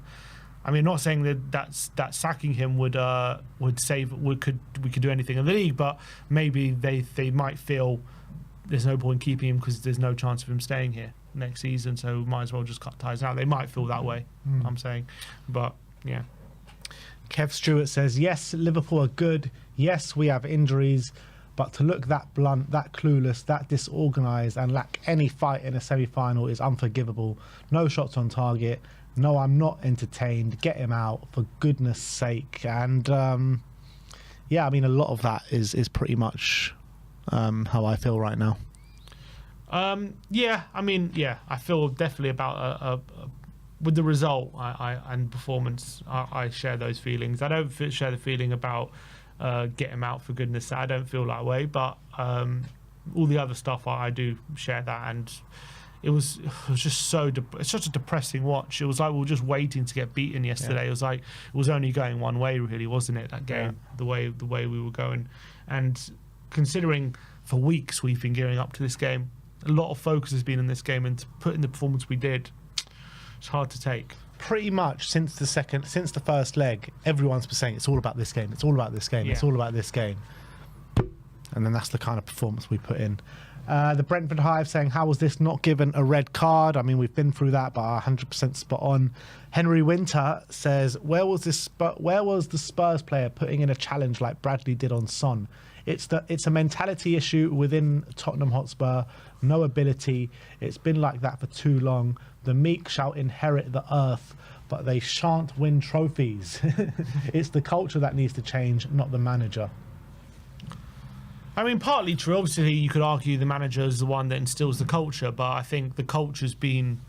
I mean, how many times have we had a performance like that, you know, in a big game, on a big away game, like under various different managers? It's not the first time we've seen that, even in big games like that. So, you know, I understand the sentiment, but also if the only person that can change that is the manager, really. I mean, you could argue maybe the chairman as well, but that obviously comes with making different decisions from the very top. But in terms of the only person who can instill that in the dressing room is Ange. That's the reality. But he needs help. Yeah, he definitely does need help, and he needs time to instill that. And, you know, this is a problem that's a decade-long problem, you know. Even under Poch, we had performances like this in big games. Maybe there were certain games we did give more of a fight in away games, but we definitely had those kind of showings as well. Yeah, but I mean, like, in Poch, I go back to, like, the semi-finals under Pochettino, right? And, I mean, the ones that we lost, I mean, that Chelsea one at Wembley, like, we were the better team that day. We just ended up, you know, getting sucker punched forward. We conceded 4 goals that day, but we put in a really good display. We were a much better team back then, though. Yeah, that's also true. But as well, you know, you got to remember, for example, like the semi-final of the Carabao, in his last season, or second to last season, we beat Chelsea 1-0 at Wembley, and then we lost 2-0 away, and we were all 2-1 actually. We got a late goal, and we went to penalties, but we were very poor in that game. I remember, like, it's been. Obviously, we've never been that poor. Trippier scored the own goal. It wasn't that game. But I think Kante scored. I think through Gazaniga's legs. But anyway, we're going down memory lane. But I'm just saying, it is true. This has been a problem in these kind of games, not just under Ange, under various different managers. So I do agree. I do partly agree with him, but also I kind of disagree that you can't lay blame at the manager, because I also think, you know, it's the manager's responsibility to instill that mentality. And I understand it needs time and it's not going to happen. But, like, the fact that it's not there, like, Ange has to take a bit of responsibility that it's not there yet. I'm not saying, like, he should be sacked over it. I'm just saying the fact that it isn't there yet, he has to take some responsibility for that. Pro Tottenham says, this man does not inspire the players. Everyone can come out and say, oh, but the injuries, or come out and saying, we're playing 18-year-olds. But this has been going on since last season. This isn't a case of 3 months we've hit bad form. This has been consistently bad. It's been this consistently bad since last season. It won't get better. So many are waiting on the next game. and then the game after that, and so on. Just to see it improve, and it isn't. A semi-final, he got butchered 4-0 and didn't even get a shot on target. Outclassed and tactically outdone by a manager in Arnie, who's leaps and bounds ahead of Ange. Ange must go. You can't just keep defending him just because you despise the board. It's all going wrong on the football pitch. Look, I've been through so many times that I don't think it's been this consistently bad, even though results haven't been good for a while. I don't think the performances have been as bad as they have been consistently as they have been over the last 3 months. I think the last 3 months are particularly bad, I would argue. Yeah, but also, you look at the back end of last season when we had all those big games. I mean, yeah, we lost like 5. You know, in the big games, Ange has been able to pull out certain performances potentially at home, and the Man City game and stuff on the odd occasion. But all in all, it has been pretty bad. In the in the bigger games. What are you talking? Yeah. When we come up against teams better than us and we're going for it, and a lot of the times we have been outdone. Arnie, you could say he outclassed him tactically. I think I don't disagree with that, but also he has a much better and a much fresher team, and it's going to be a lot difficult. I think if we swap the managers yesterday, is the result too different? I don't know, to be honest. I still think we lose. So I don't think it's completely fair to say yesterday was all about tactics and all that kind of stuff. But obviously that comes into it. Yeah, we just don't know though, do we? I just don't think it would. I think same players in terms of injuries and all that kind of stuff, and same like freshness levels. If you just swap the managers yesterday, is there a different result? I don't think so. I mean, maybe we lose by less, but I still think we lose. I mean, you look at Liverpool last season were able to win a cup final with their youth team, essentially. You know what I mean? We can't muster up performances like that with the half and half team. Again, different circumstance. They actually they ended the game with the youth team, but by and large, most of that game was played with a strong team, and then near the end they changed it a lot and brought on a lot of younger players, and they ended up winning in extra time 1-0 through Van Dijk. Yeah, but what Klopp was able to do is use a lot more of the kind of youth players that are maybe not going to be in line for the first team, where Ange did that a bit in the Elfsborg game, but on top of that, he's overplaying a lot of the more experienced players and maybe the Bergvals and the Greys, where actually Klopp in that cup run, I think maybe in the semi-final as well, but more in the cup final, he just used players just based on energy levels, where Ange isn't really doing that. Yeah, and maybe it would be different. Well, probably would be. Yeah, maybe he'd better off doing the opposite. Yeah. And the one time he did do it, it worked for him against Elfsborg. Yeah. Sam Sibs MUFC says, honestly, feel so bad for Son. He's never won anything with his club, been such a top quality player for so long and deserves much more. Must be really hurting him now. He'll know his best years have gone and his career is in its final stages. And that was Son at full time. It's hard watching with all these bad defeats on, like, just at the end of games at the moment. It's just like knowing that, he is 32. With each one of these losses, that's another trophy chance for him at Tottenham down the drain. And it's tough to look at. It's getting tough to look at. Spurs Insider says, you can talk about the manager, you can talk about the injuries, you can talk about tiredness. Last night was about the players not playing for the badge. Simple as. Most embarrassing I've been to support this club in a very long time. Yeah, it was an embarrassing display, especially on a big stage. I think that's fair. HLTCO is responding to Jamie Carragher's comments on Spurs yesterday, saying it's Tottenham. When do Tottenham ever win big games? And he was very. He went on a rant. Yeah, he was very critical of Spurs yesterday, and he said whenever there's a game big game where you thought you need a big performance from Tottenham, when do they ever pull it out? Yeah. When do they ever give? Which he's not wrong. To be fair, he's not wrong. And the response to this from HLTCO says, this feels extremely reductive considering we're dealing with multiple injuries. Are away to the best team in Europe, had already won the first leg 1-0 to give themselves a chance, beat United to get to the semi-final and City to get there, having won 4-0 at the Etihad in November 2. Yeah, I mean, those things are true. We are going through an injury crisis and we are playing the best team in Europe, but and we did beat United and City twice this season. How But, we won the first leg? huh? How we won the first leg? Yeah, but the reality is that it's probably the worst City that we've seen in Pep Guardiola's tenure, and it's also probably the worst Man United that we've ever seen in the Premier League.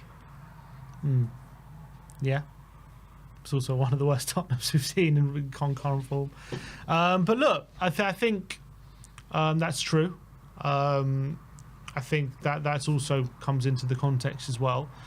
But I think when it comes to Carragher's point about when do Tottenham ever turn up in these big games, I guess I think it's slightly, I wouldn't say harsh because obviously we haven't won any trophies, but we have over the he said the last one I can remember is Ajax, he said. I just think we have pulled out some big performances since then, like some big games where we've pulled surprises. It's not like just always losing in these situations. Yeah, but we're talking about games that really matter. Semi-finals, finals. Well, we haven't won any trophies, so obviously. So that's what he's alluding to. We didn't win the he? trophy when we beat Ajax either. No, but that was a special moment. That was a semi-final of the Champions League. You know what I mean? Something that we've never been there before. Like Carabao Cup semi-finals and finals and FA Cup semi-finals and all this. We've been there. Beat Brentford in the semi-final in 2021. He's right. Carragher on the most part, 9 out of 10 times is right in this situation. Yeah, hard to disagree, to be honest. I mean, but yeah, I don't disagree with him. I wouldn't necessarily say it's like an Ange problem that specifically, but yeah, I think as a look, we're Spurs fans. This is the life as a Tottenham fan. We know that in these games a lot of the time we do kind of just buckle. Yeah, and that Brentford game as well when Brentford win the championship. Yeah. Matt Law says some of the criticism of Tottenham last night today is justified, but I find it odd how some is completely refuses to acknowledge that Tottenham had their first choice goalkeeper, centre-back, left-back and striker out and lost their second striker to injury. It's no surprise they lost. And no one's saying it's a surprise we lost. I think that the anger comes in the manner of the defeat. And with all the injuries and everything like that, I don't think accounts for the manner of some of the performances on that pitch yesterday. Yeah, I think that's fair. But also, I think that's fair. Daily Hotspur also responding to Carragher saying, what an unbelievably lazy piece of punditry from Carragher. Liverpool are the best team in the country. Tottenham are missing half the squad, including everyone that we're missing. The Spurs players who are fit look absolutely shattered. This is such a cheap shot. But it's not a cheap shot, though, because with injuries and without injuries, we've seen these insipid displays in big games, no matter who the manager is. Yeah, but is it a cheap shot to do it when we're playing the best team in Europe in the circumstances that we're under? No, I don't think it is, because it's a common theme. Yeah, but can we expect to win that game under those circumstances? No, but like I keep saying, we can expect to see us have a bit more about us in the game. Yeah, but that's not the point. He's talking about winning and going through and getting a big result in a big game. Mm-hmm. And to say off the back of that, like that was evidence of any sort of kind of not being able to win a big game, is that just a reductive point under those circumstances? But it's just carrying on a theme, though, isn't it? It's just carrying on a theme. No matter the injuries, no matter the situation of that particular game, it just carries on a theme at Tottenham Hotspur. Yeah, but he's talking about analysing that game, and he's talking about, Tottenham never win the big games. Like, off the back, I know, but off the back of that, like, is that why we lost? Because we never win the big games. Is that why we lost? That's not why we lost, but we do never win the big games. Yeah, but that's kind of what he's suggesting. But he's not only just talking about that game, is he? No, but he's there to analyse that game, right? Yeah, but he's not only talking about that game. Yes, but we lost that game, right, against the best team in Europe. Yeah. And he's kind of saying, well, they lost because they never win these games. That's why they lost. And that's why people are saying it's kind of a reductive analysis. I mean, there's fair point to it about everything. But again, it goes back because, look, I get the point, and I do get the point, but the reality is it does just carry on the same theme, and no matter the situation going into the game. And yes, you could argue that it's a cheap shot for this specific game, but the reality is it's Tottenham Hotspur. That is also true. Christina Zandez says, dreaming of sweet money, I bet. Yeah, but sweet dreams for Daniel Levy, I bet. Yeah, for sure. Jamie Redknapp says, I cannot remember a team in my lifetime who have gone down with less of a fight than Tottenham did tonight. Not a single shot on target in the semi-final second leg when you're trying to change the course of your history. I feel sorry for these young players. The manager, Jed Spence, played about 14 different positions tonight. I've never seen anything like it. There's been some lows for Tottenham this season against Everton, Palace, Leicester, Ipswich, but that scoreline is just horrendous. And Sam W1T responds saying, it sounds nice to boil it down to passion, but it's just not real. We were physically and technically outclassed tonight. The squad is all too aware of their physical limits, and it leads us to drop deeper and deeper in desperation. A sad version of what we want to be at the moment. Yeah, and I think I agree with that. I think that was most of the problem, to be honest. As much as the other things are also true about, did we want it enough, all those kind of things. I think if I were to portion a lot of the reasons why yesterday happened, I think that was probably the main one. Carly on you Spurs, just going back to this with Virgil and Rishi. Yeah, he said, you know what you did, and he did know what he did as well. Yeah, he knew, and Rishi was not shy in telling him. But yeah, that is it. That is how the internet did react to the sorry display from Tottenham yesterday in the Carabao Cup. 1 trophy down. 2 to go. There. So, some breaking news about Europa League squad. Spence, Tell and Dancer have all been added. Forster, Werner and Dragoshin have made way for them. So no Kinski. That's what we said. So they have announced the Europa League squad. Yeah, and I think that's the right decision. Yeah, so Spence, it's exactly our prediction. So Werner, but I mean, it is what we said, but in a weird way, it is still a bit of a, not shock, but like leaving Timo Werner out as a kind of player who's one of the senior players and who's obviously one of our wing, he's a 20-year-old, he's one of the internationals in the team, and I know that Anne just had some words about him, but still, I'm not saying it's a surprise. I guess there's no one else really to leave out, but it's still like a decision he had to make to leave Timo Werner, and I'm glad he's made it. And a good decision, yeah. Yeah, I'm glad he's made it, but what does that... So that tells me that he's done with Timo, I guess. Yeah, I think his comments in the press might have told you that before. Has he played since that Rangers game? Yeah, he started against Tamworth. He has played, but he got injured. He got injured after that. The Tamworth game, yes. He got injured after that. The Tamworth, yeah. Supposedly, anyway. Yeah, yeah. You know what? He might not actually have an injury because that, like, to have that comment and then to back up those comments with that performance at Tamworth against that level of opposition. Yeah, maybe after he's like, you know what, you're never playing for me again. Maybe. And you know what? Ange put so much trust in Timo as well. Bringing him back for a second time. And the guy is, I'm sorry, a sorry excuse for a footballer this season. And He's been shocking. Also, finally leaving out Forster. Is that maybe an admission? Maybe he got it wrong, potentially? Or was it just a case of circumstances change? Or I don't know about admission that he got it wrong, but he did get it wrong. That's the reality. He did get it wrong. Albeit we got into the top 8, so it didn't hurt us too much in the end. But it hurt us in the league, obviously. It hurt us in terms of being able to rotate the squad. Yeah, but the fact that obviously he's not put Kinski in, but he's left Austin in as our number 2. And he's kind of finally admitting, okay, Austin probably, is good enough to be our number 2. Yeah. I guess it is him saying that he's got something wrong. We all said it at the time. I've been saying it throughout the whole Europa League campaign. I've been banging on about this. Have I not been mentioning it pretty much every week? And finally, he's made the right call. Yeah, which is good. So there you go. That's the breaking news. Spence, Tell, and Dan So all been added to the Europa League squad in place of Forster, Werner, and Dragoshin. Perfect. Do you want to just go through those super chats? Yeah, where are we?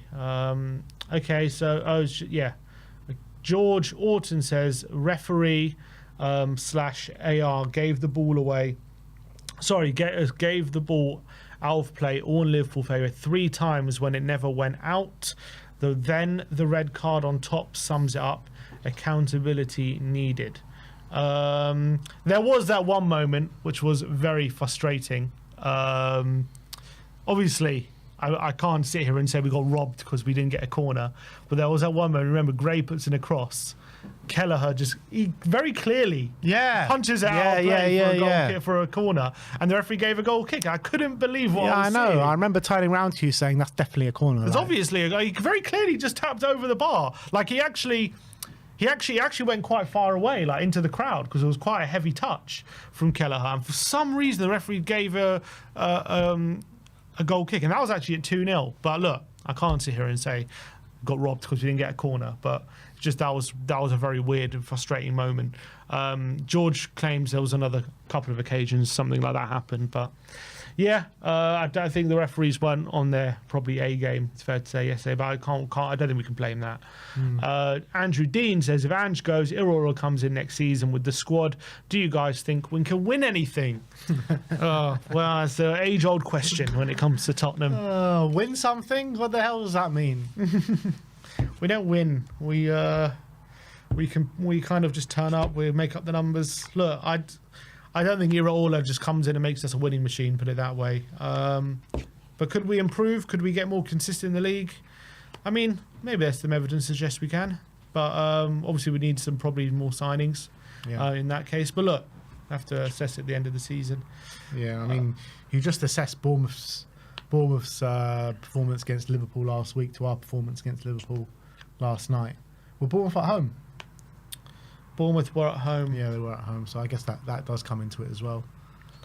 All right, so let's get the lineup graphic.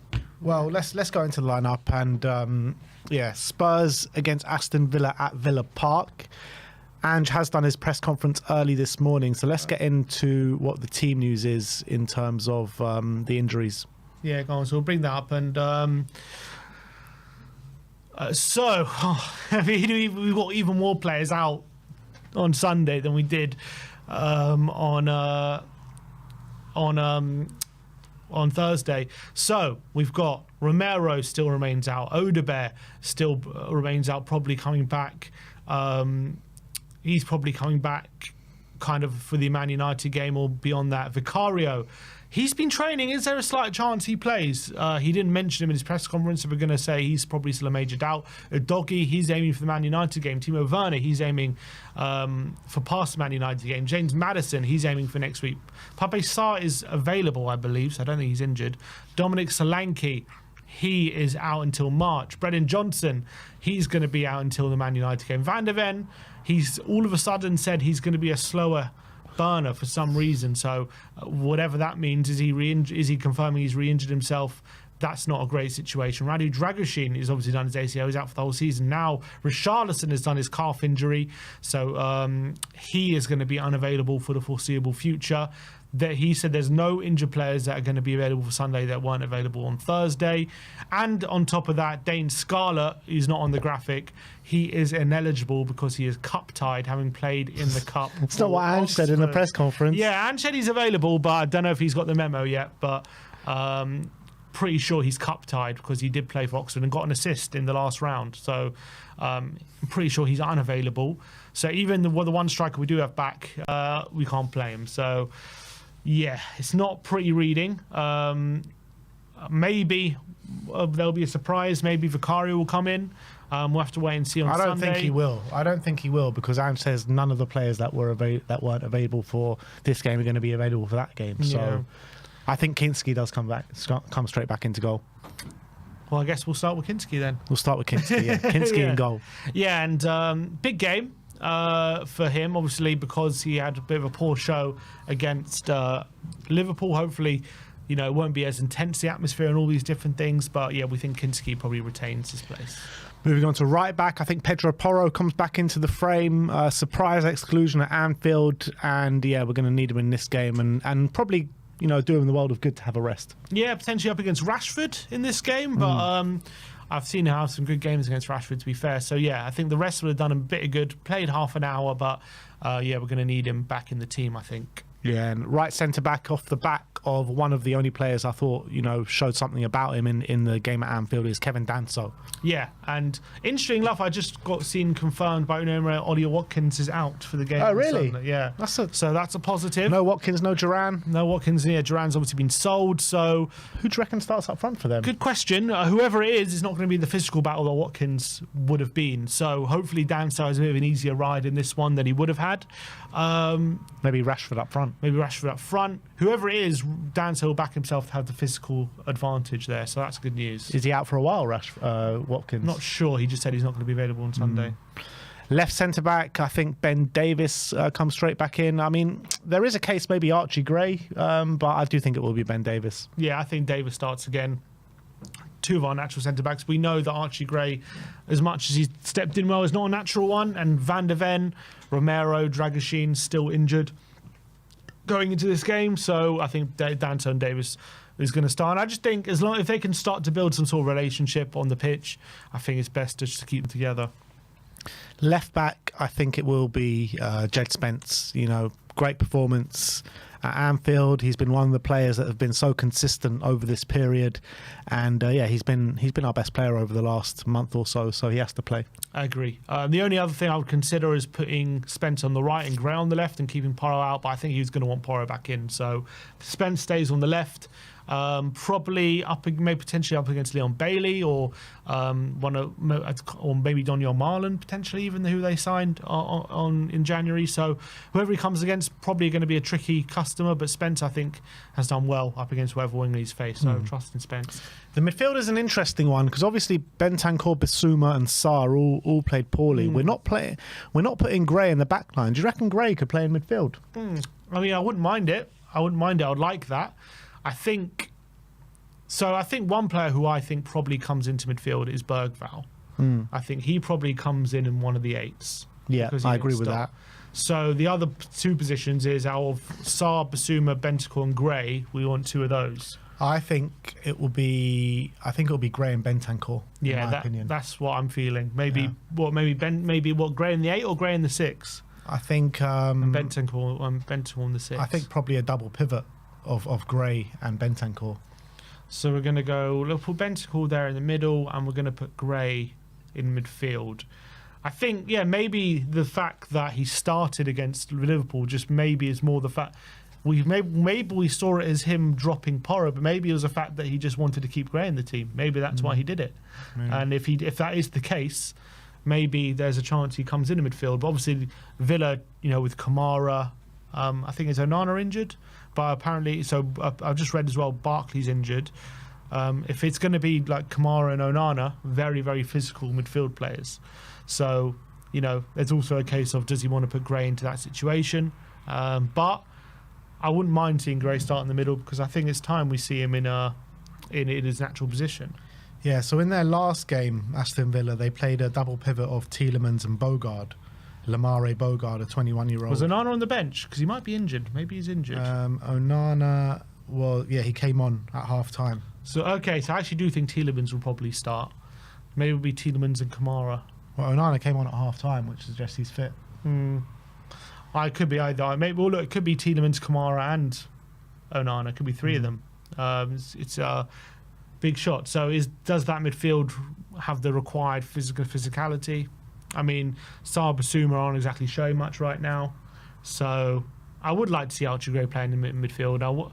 But again, we're playing two 18-year-olds in midfield. Is that too much?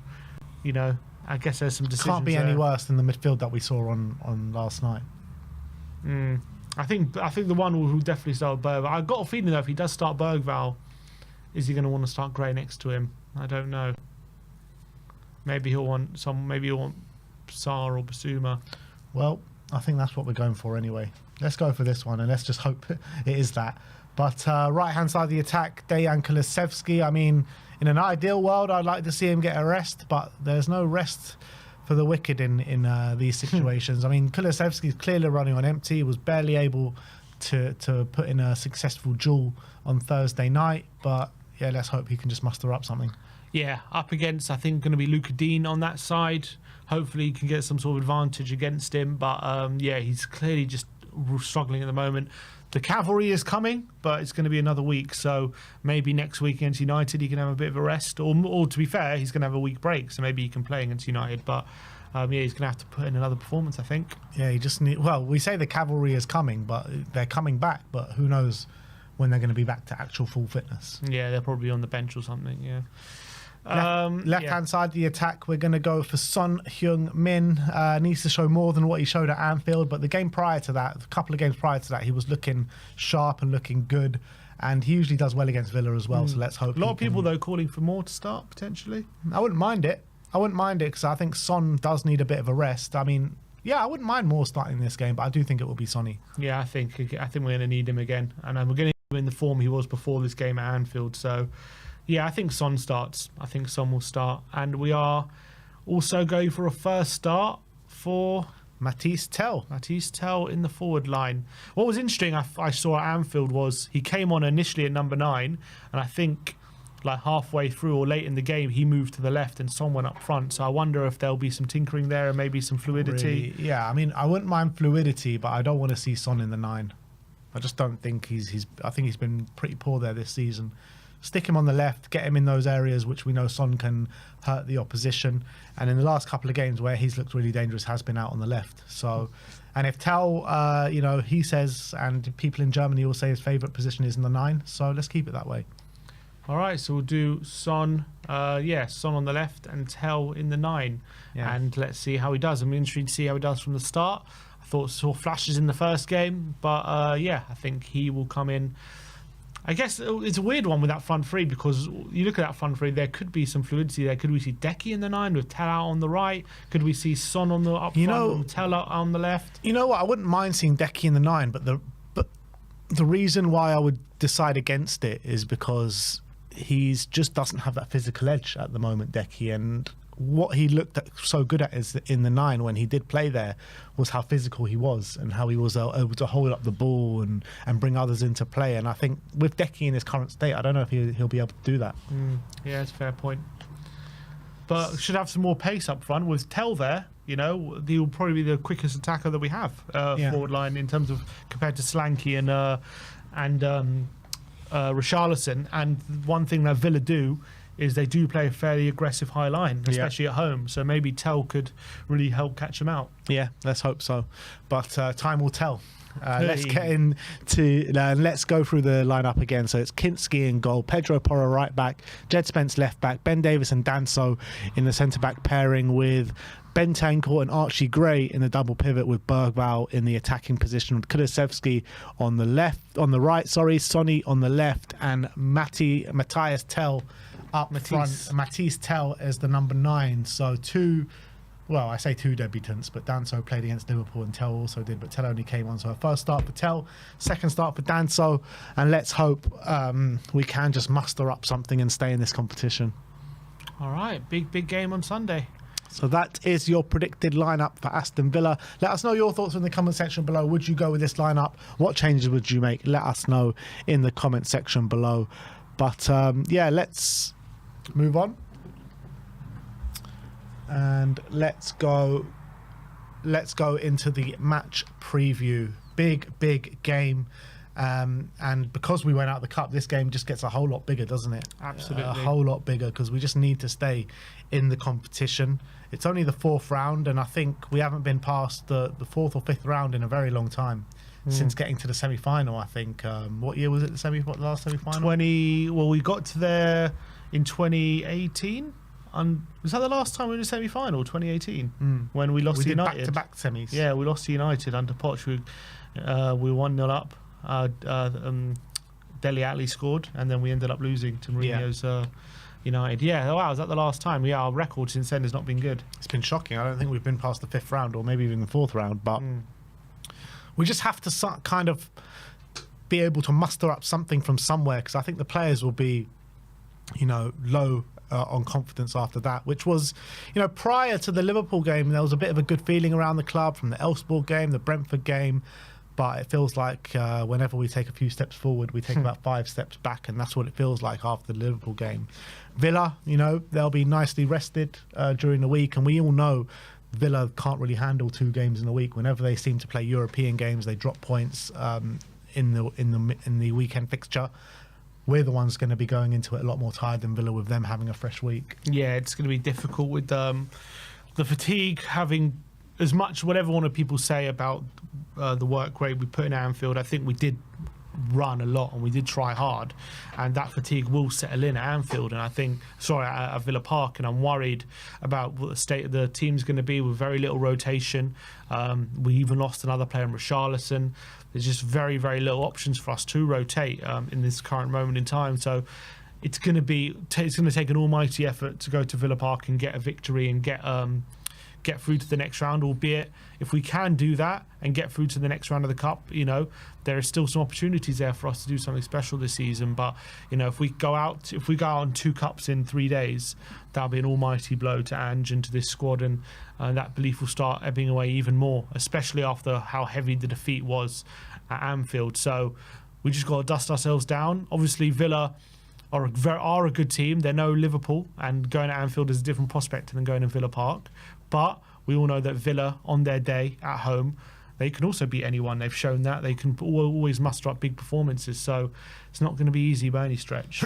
Yeah, absolutely. And they're not on the greatest form. Aston Villa, what was that? 1 win in their last 5 games for Villa. For us, we've got 3 wins in our last 5 games, 2 losses. So actually, when you're looking at the barefaced facts of who's the more informed side, you say Tottenham, which is crazy to think of. Yeah, because you include Europe. Liverpool and Villa have lost a few European games. They lost to Monaco, and they also lost, I think, another European game in there. So they lost, obviously, to Wolves last game, which was not a good performance. They have been in quite an inconsistent form, I think, Aston Villa, in the league recently, for one reason or another. Maybe it's because of the workload. And obviously with John Duran out, and I also think with Ollie Watkins... sold. Yeah, he's obviously sold. And with Ollie Watkins out injured, that definitely takes a big element of their attack, because if you look at the way they play, especially when Watkins is there, he is really the hub of that attack. If you look at the way, especially when they play big games, they very much keep Watkins battling with like 2 centre backs, and a lot of the time they just bank on him winning. If they send it to him 10 times, they bank on him winning 5 or 6 of them, and every time he wins one of those duels, it puts him in a very good position. So without him doing that, it's going to be a lot more difficult for them to sustain attacks. But Unai Emery is a very clever tactical manager. He does adjust things. And so without Watkins, will they approach the game differently? I'm sure they'll have a trick up their sleeve. And I'm looking at their home form, Aston Villa, right? Since losing to Arsenal at home in August, they've only lost 1 home game, and that was to Palace in the Cup. So they're very strong at Villa Park this season. Rarely lose. So that's two home games they've lost all season. One in the first month of the season, and the other one like a month or 2 ago in the Carabao Cup. So it is, an uphill task to think that Spurs can go there in their current state and get a result. However, Spurs have got a very good record at Villa Park. Very good record. I know we lost a couple of years back there, but that's our only loss at Villa Park since like 2008, 2009. Which is mad to think about. Yeah, we've got a good 3 or 4 4-0 wins there. Yeah, I remember Bale scoring a hat-trick one year. Son's got a hat-trick. And obviously last season, we beat them 4-0 with, I think, Son as well getting on the score sheet once or twice. But anyway, he played... Maddison, Brennan, Son, Timo. Yeah, all 4. So, yeah, we won 4-0 there in what was looking like a scoreline that was going to take us to top 4, but never really happened in the end. Obviously, we also beat them 4-1 earlier in the season at the Tottenham Hotspur Stadium. It was a really brilliant performance from Tottenham. So we do have Ange... Pretty much whenever Ange has come up against Unai, I think we've been the better team. I think that's for sure. Even we lost them last season at home, but we should have won that game, and we created loads more chances. Matty Cash ended Bentancur. Yeah. So Ange does definitely seem to have something over Unai, but again, going into this game is going to be a different kettle of fish with the injuries we have and all these different things. So whether we can have that level of performance that we've had in previous games, I mean, it's going to be a tall order, especially 48 hours rest pretty much. And when Andrew was doing his press conference this morning, he said the players were still sleeping at 10 a.m. because they've only just got back at 2 a.m. from Liverpool. So it's really kind of a very quick turnaround for Tottenham. But Villa as well, they're a funny team where they can come at you, but as well they can be quite passive sometimes in their pressing game. They can have these periods of the game where they stay off you, and if they do that with maybe a fresh tail, maybe with Son running in behind, maybe Bergvall coming into the team, maybe there can be something there for us, but it's still going to take an almighty effort to get through this cup tie. It's also quick to remember, no replays obviously goes to extra time and penalties if we're drawing here, so whatever happens will be done on Sunday. Yeah, and it is a big miss. You mentioned before Ollie Watkins out, Duran sold. Who starts in that number 9 position for Aston Villa? I'm looking at their team and their squad. I mean, the obvious choice is Marcus Rashford, but Rashford obviously is not the greatest in the 9. You would probably prefer him on the wing. Can they play maybe Asensio in a false 9? Can they play... SofaScore are predicting Donyell Marlon to play there, because he's obviously played there before for Dortmund. So he's obviously a player who kind of a versatile forward, can play in the up front, can play out wide. He's obviously a new signing. They're going to have a bunch of new signings to potentially make their debuts, like Asensio. Marlon's played already. Rashford. Did he play? Don't think he played against Arsenal, no, did he? Didn't. No, I don't think so. No, you're right. Did he not? Did he not come on that game? Or was that the league game I'm thinking of? So I remember he came on and had a really poor performance. The league game he did. Yeah, in the league game he did. I think he was already been banished by the time of the FA Cup game. So I don't think he's cup tied. Yeah, I guess.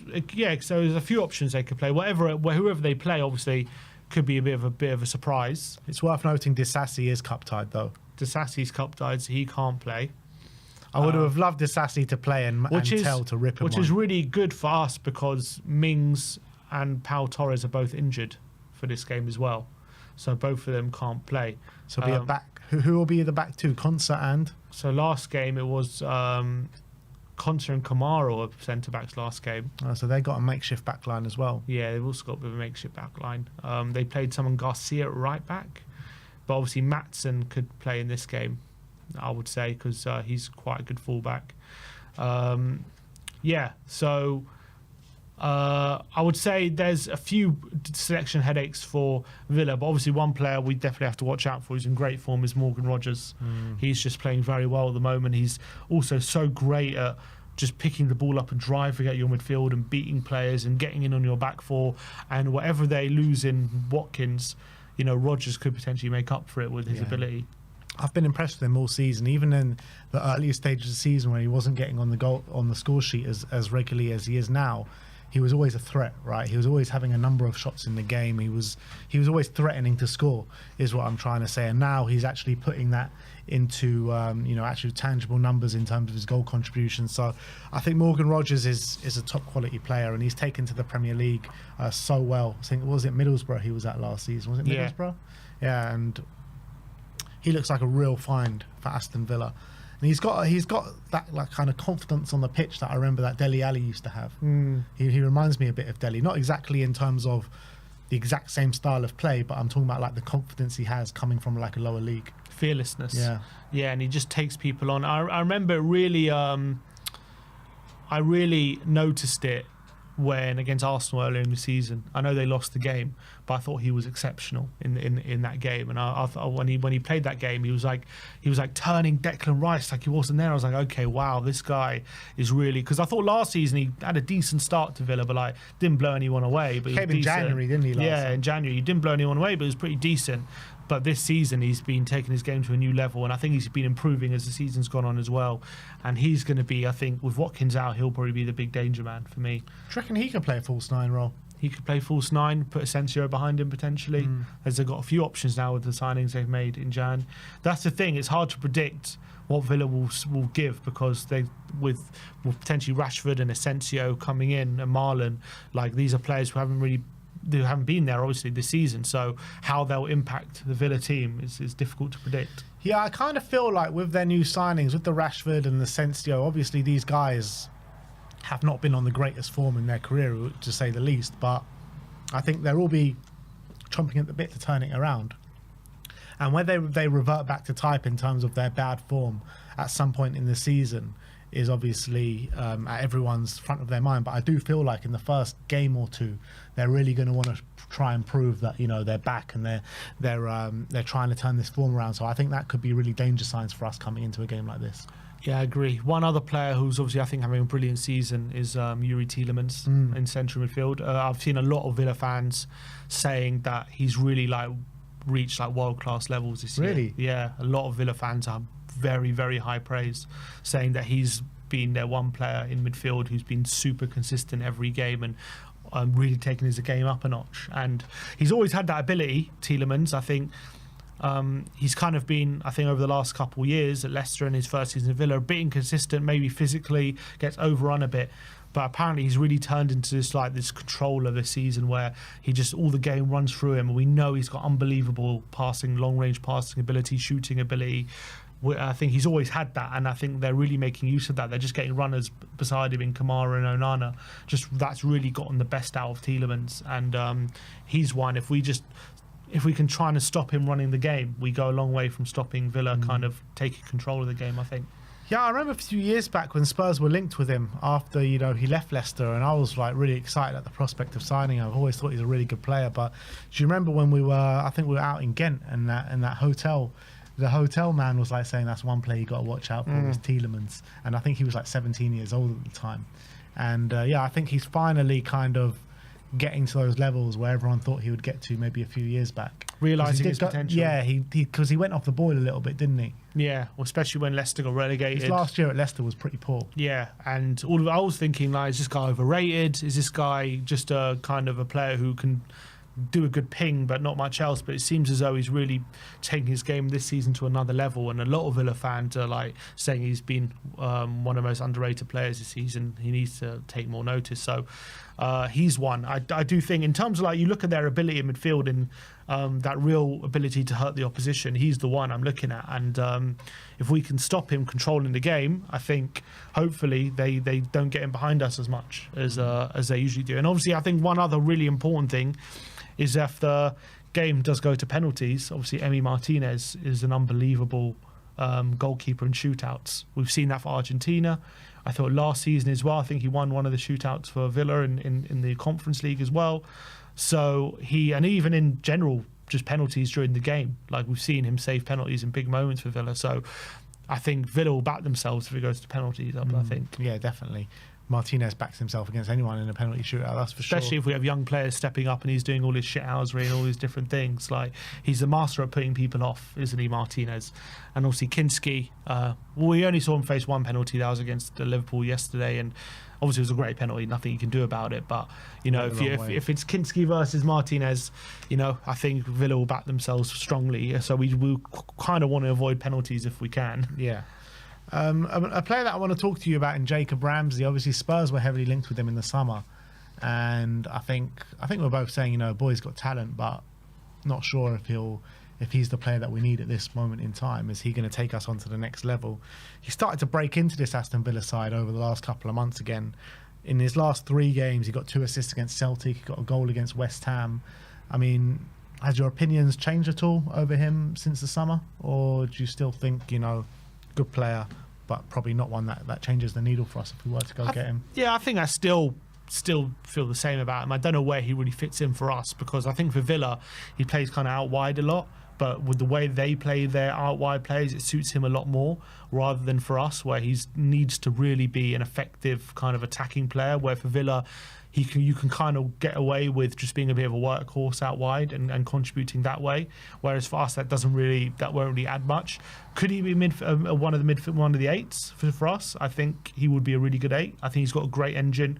I think physically he would really suit us in that position. Actually, I think he's got brilliant stamina, brilliant engine, and he's also got a bit of an eye in the final third as well. So I think, again, if we would sign him, I think he would be a really good option in the 8. I don't think it's a massive game changer, but I think he would be a brilliant option as a squad player.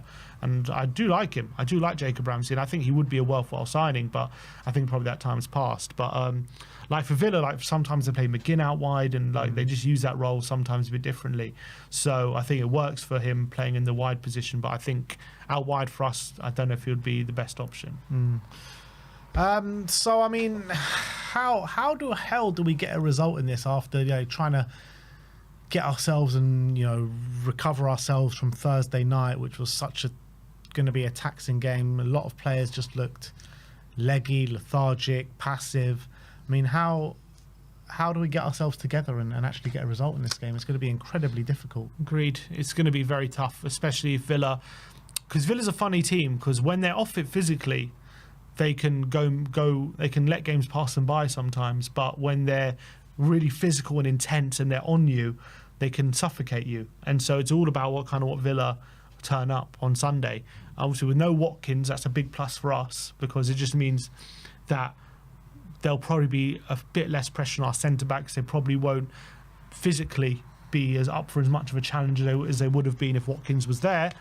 But we're struggling physically ourselves, and whether we have that energy, if we have enough in the tank to really physically impose ourselves on this Villa side, or if we're going to be kind of on the back foot and we're going to let Villa take advantage here, it's hard to see that not happening with the state of the squad at the moment, even more players missing now.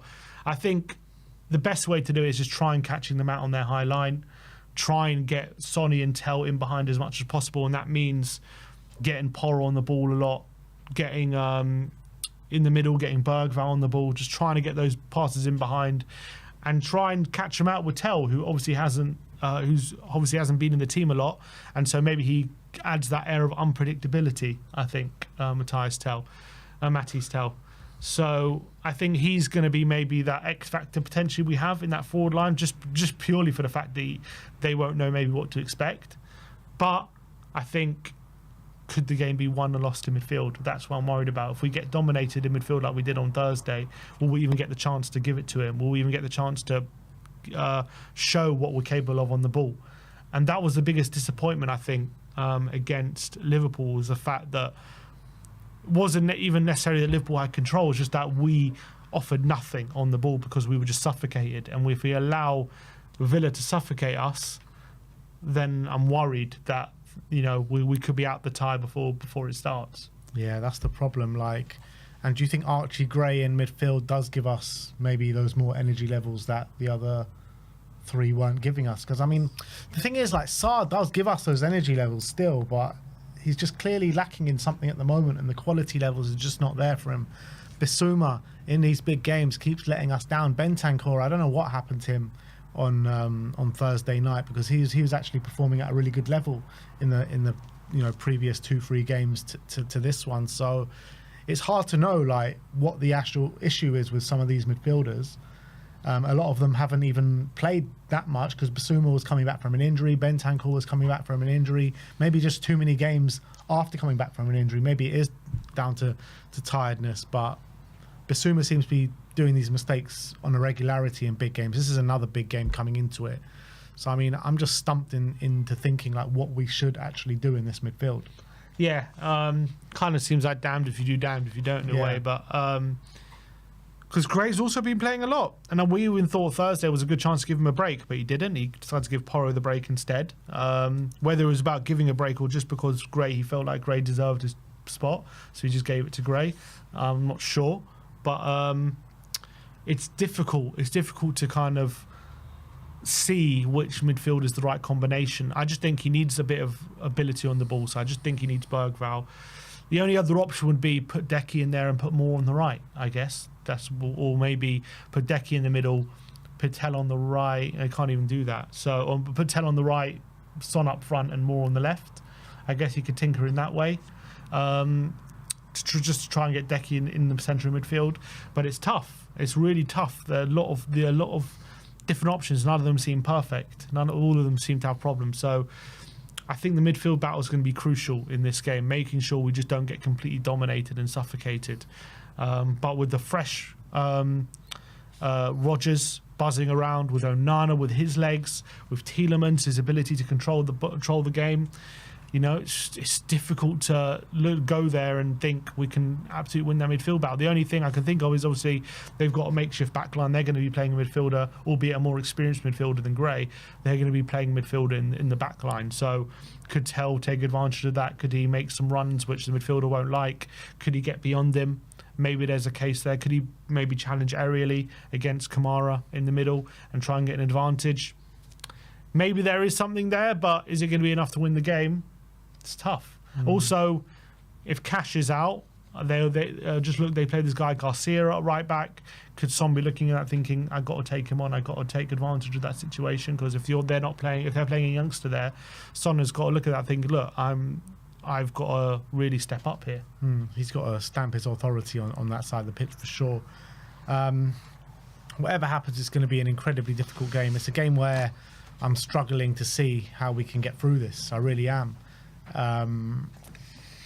how do you think we play this? Because obviously we've been playing a lot deeper and trying to counter-attack a bit more. Against Liverpool, there was clear mixed messaging because Ange said that he wanted his players to go and attack. We didn't see that on the pitch, and with the players that he did choose, it didn't seem like he told his players to attack. And then he did talk about potentially messaging being lost or mixed messaging going into that game. So do you think Ange maybe reverts back to our high line and trying to suffocate the opposition, or are we going to still sit a bit deeper and try and counter? I don't think it's about Ange reverting. I think it's just about the players themselves having the belief in the. Because he was saying after the game, I was listening to his press conference, he was saying how the players might think that they're conserving energy by sitting back, but what really is happening is they're doing more running by chasing the ball. And actually, if you press a bit higher, then you actually won't have to do as much running if you're winning the ball back higher. So I think it's the players themselves. I don't know if it's they're running on empty or what's happening at them on the pitch, but they don't seem to believe that they have the energy levels to obviously play how we usually play. So they're trying to be a bit more conservative, but it doesn't mean that on the ball they're not brave, and doesn't mean that they can't kind of take a bit more risk in their play than they are at the moment. And at the moment it's kind of gone the pendulum has swung way too much the other way, and it's meant that we're not threatened. We don't have anywhere near enough threat going forward, and I'm sure Ange is going to drill that into him going into this game, that look, we know that when we play Villa our game, we usually come out on top and we usually are the better side. So if we can do that in this game for over the 90 minutes, we can get the better of them. We've shown that over various games against Villa. So I think he'll drill that in. I'm sure we're going to see a much more attacking Tottenham, but doesn't mean that the injury problems and the fatigue problems, all that kind of stuff, is not still going to be there. So we might do that, and I'm sure we'll be more of a threat, but will it be enough to win the game? I'm still struggling with it. Yeah, so what are you saying? What do you think the score's going to be? I reckon... Well, look, no Watkins is a big bonus. It is a big bonus. But I do think they're still going to be fresher, and they've still got a lot of weapons there with Rashford now signed and Marlon there now, Asensio, Rodgers in great form. He always seems to score against us, Rashford as well. I've just got a feeling that we're going to go out in the cup again. So I've got a feeling that it's going to be a 2-1 win to Villa. 2-1. Yeah, I mean, it's hard to disagree with that. I'm just looking at the performance on Thursday night and so insipid and so lethargic and just nothing about us, and we just need to show something. And I do think there'll be some sort of a reaction, but I just don't think it's going to be enough. I don't think it's going to be enough. And I think Villa, being the home side, how strong they are at home all season, I do kind of feel like we're going to go out of the cup again. And I'm going to back Spurs to score a couple, but I still think we're going to lose, and I'm going to say 3-2 to Aston Villa on the day, which is going to cause a big inquest in Ange Postecoglou if that does happen. Going out the two cups in the space of a week, when we're all banking and relying on the fact Spurs do well in the cups this year, it's going to, bring up all those questions once again. But unfortunately, I can't see how Spurs get through this game against a Villa side with their own problems. But even with their own problems, they're still very strong at home, where, yeah, it's just hard to see how we get past this game. But again, we said this against Brentford, right? We said this, we can't see how we get a win against Brentford. Yeah, and we went and won against Brentford. So, and also Villa are not Liverpool. And Villa are not Liverpool. But so I think there is a possibility that Spurs can actually do something in this game and go and advance into the next round of the Cup. But sitting here right now, probably need to win in the first half. Yeah, sitting here Friday afternoon, it's just, the Liverpool game is still so fresh in the memory and how poor that was. It's just hard to just envisage how we get a result. Yeah, we just need to somehow do it. If we can get a result, it'll be fantastic. It really would, and it really would allow us another opportunity just to keep going in these cups and give us more opportunities to do something and salvage a bit of this season where it's dropping very, very quickly, and we're dropping our cups, we're losing games, and very quickly, the season could be over before we know it if we keep losing these games. I think Ange knows that. I think the players know that. So I think they'll realise that. I would have said they realised how important the game on Thursday was, but I hope they realise how important this game is in the context of our season.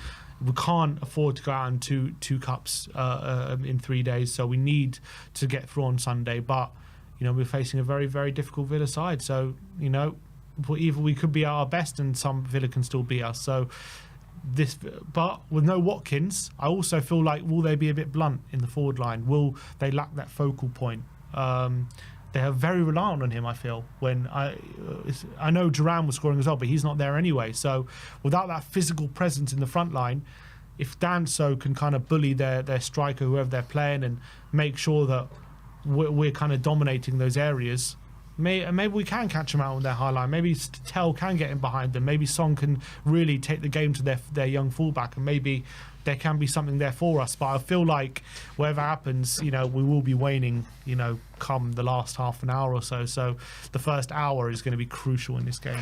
But that's Tottenham Hotspur right now, isn't it? You know, hoping for the best, expecting the worst. Yeah, pretty much. That's what it is. That's what it is right now. But yeah, that's our match preview. Let us know in the comment section below. Do you think there's anything that Spurs can do in this game? Can we go to Aston Villa and advance into the next round of the FA Cup? No replays, so straight to extra time and penalties if this does end a draw after 90 minutes. Sim and Sai back in the studio for the match watch long. I've drawn the short straw and I need to go to Villa Park for 5:30 kickoff on Sunday. So I'll be getting all the footage from in and around the ground on Sunday. But yeah, we'll see you all soon, guys. Like, subscribe and comment. And as always, come on you Spurs.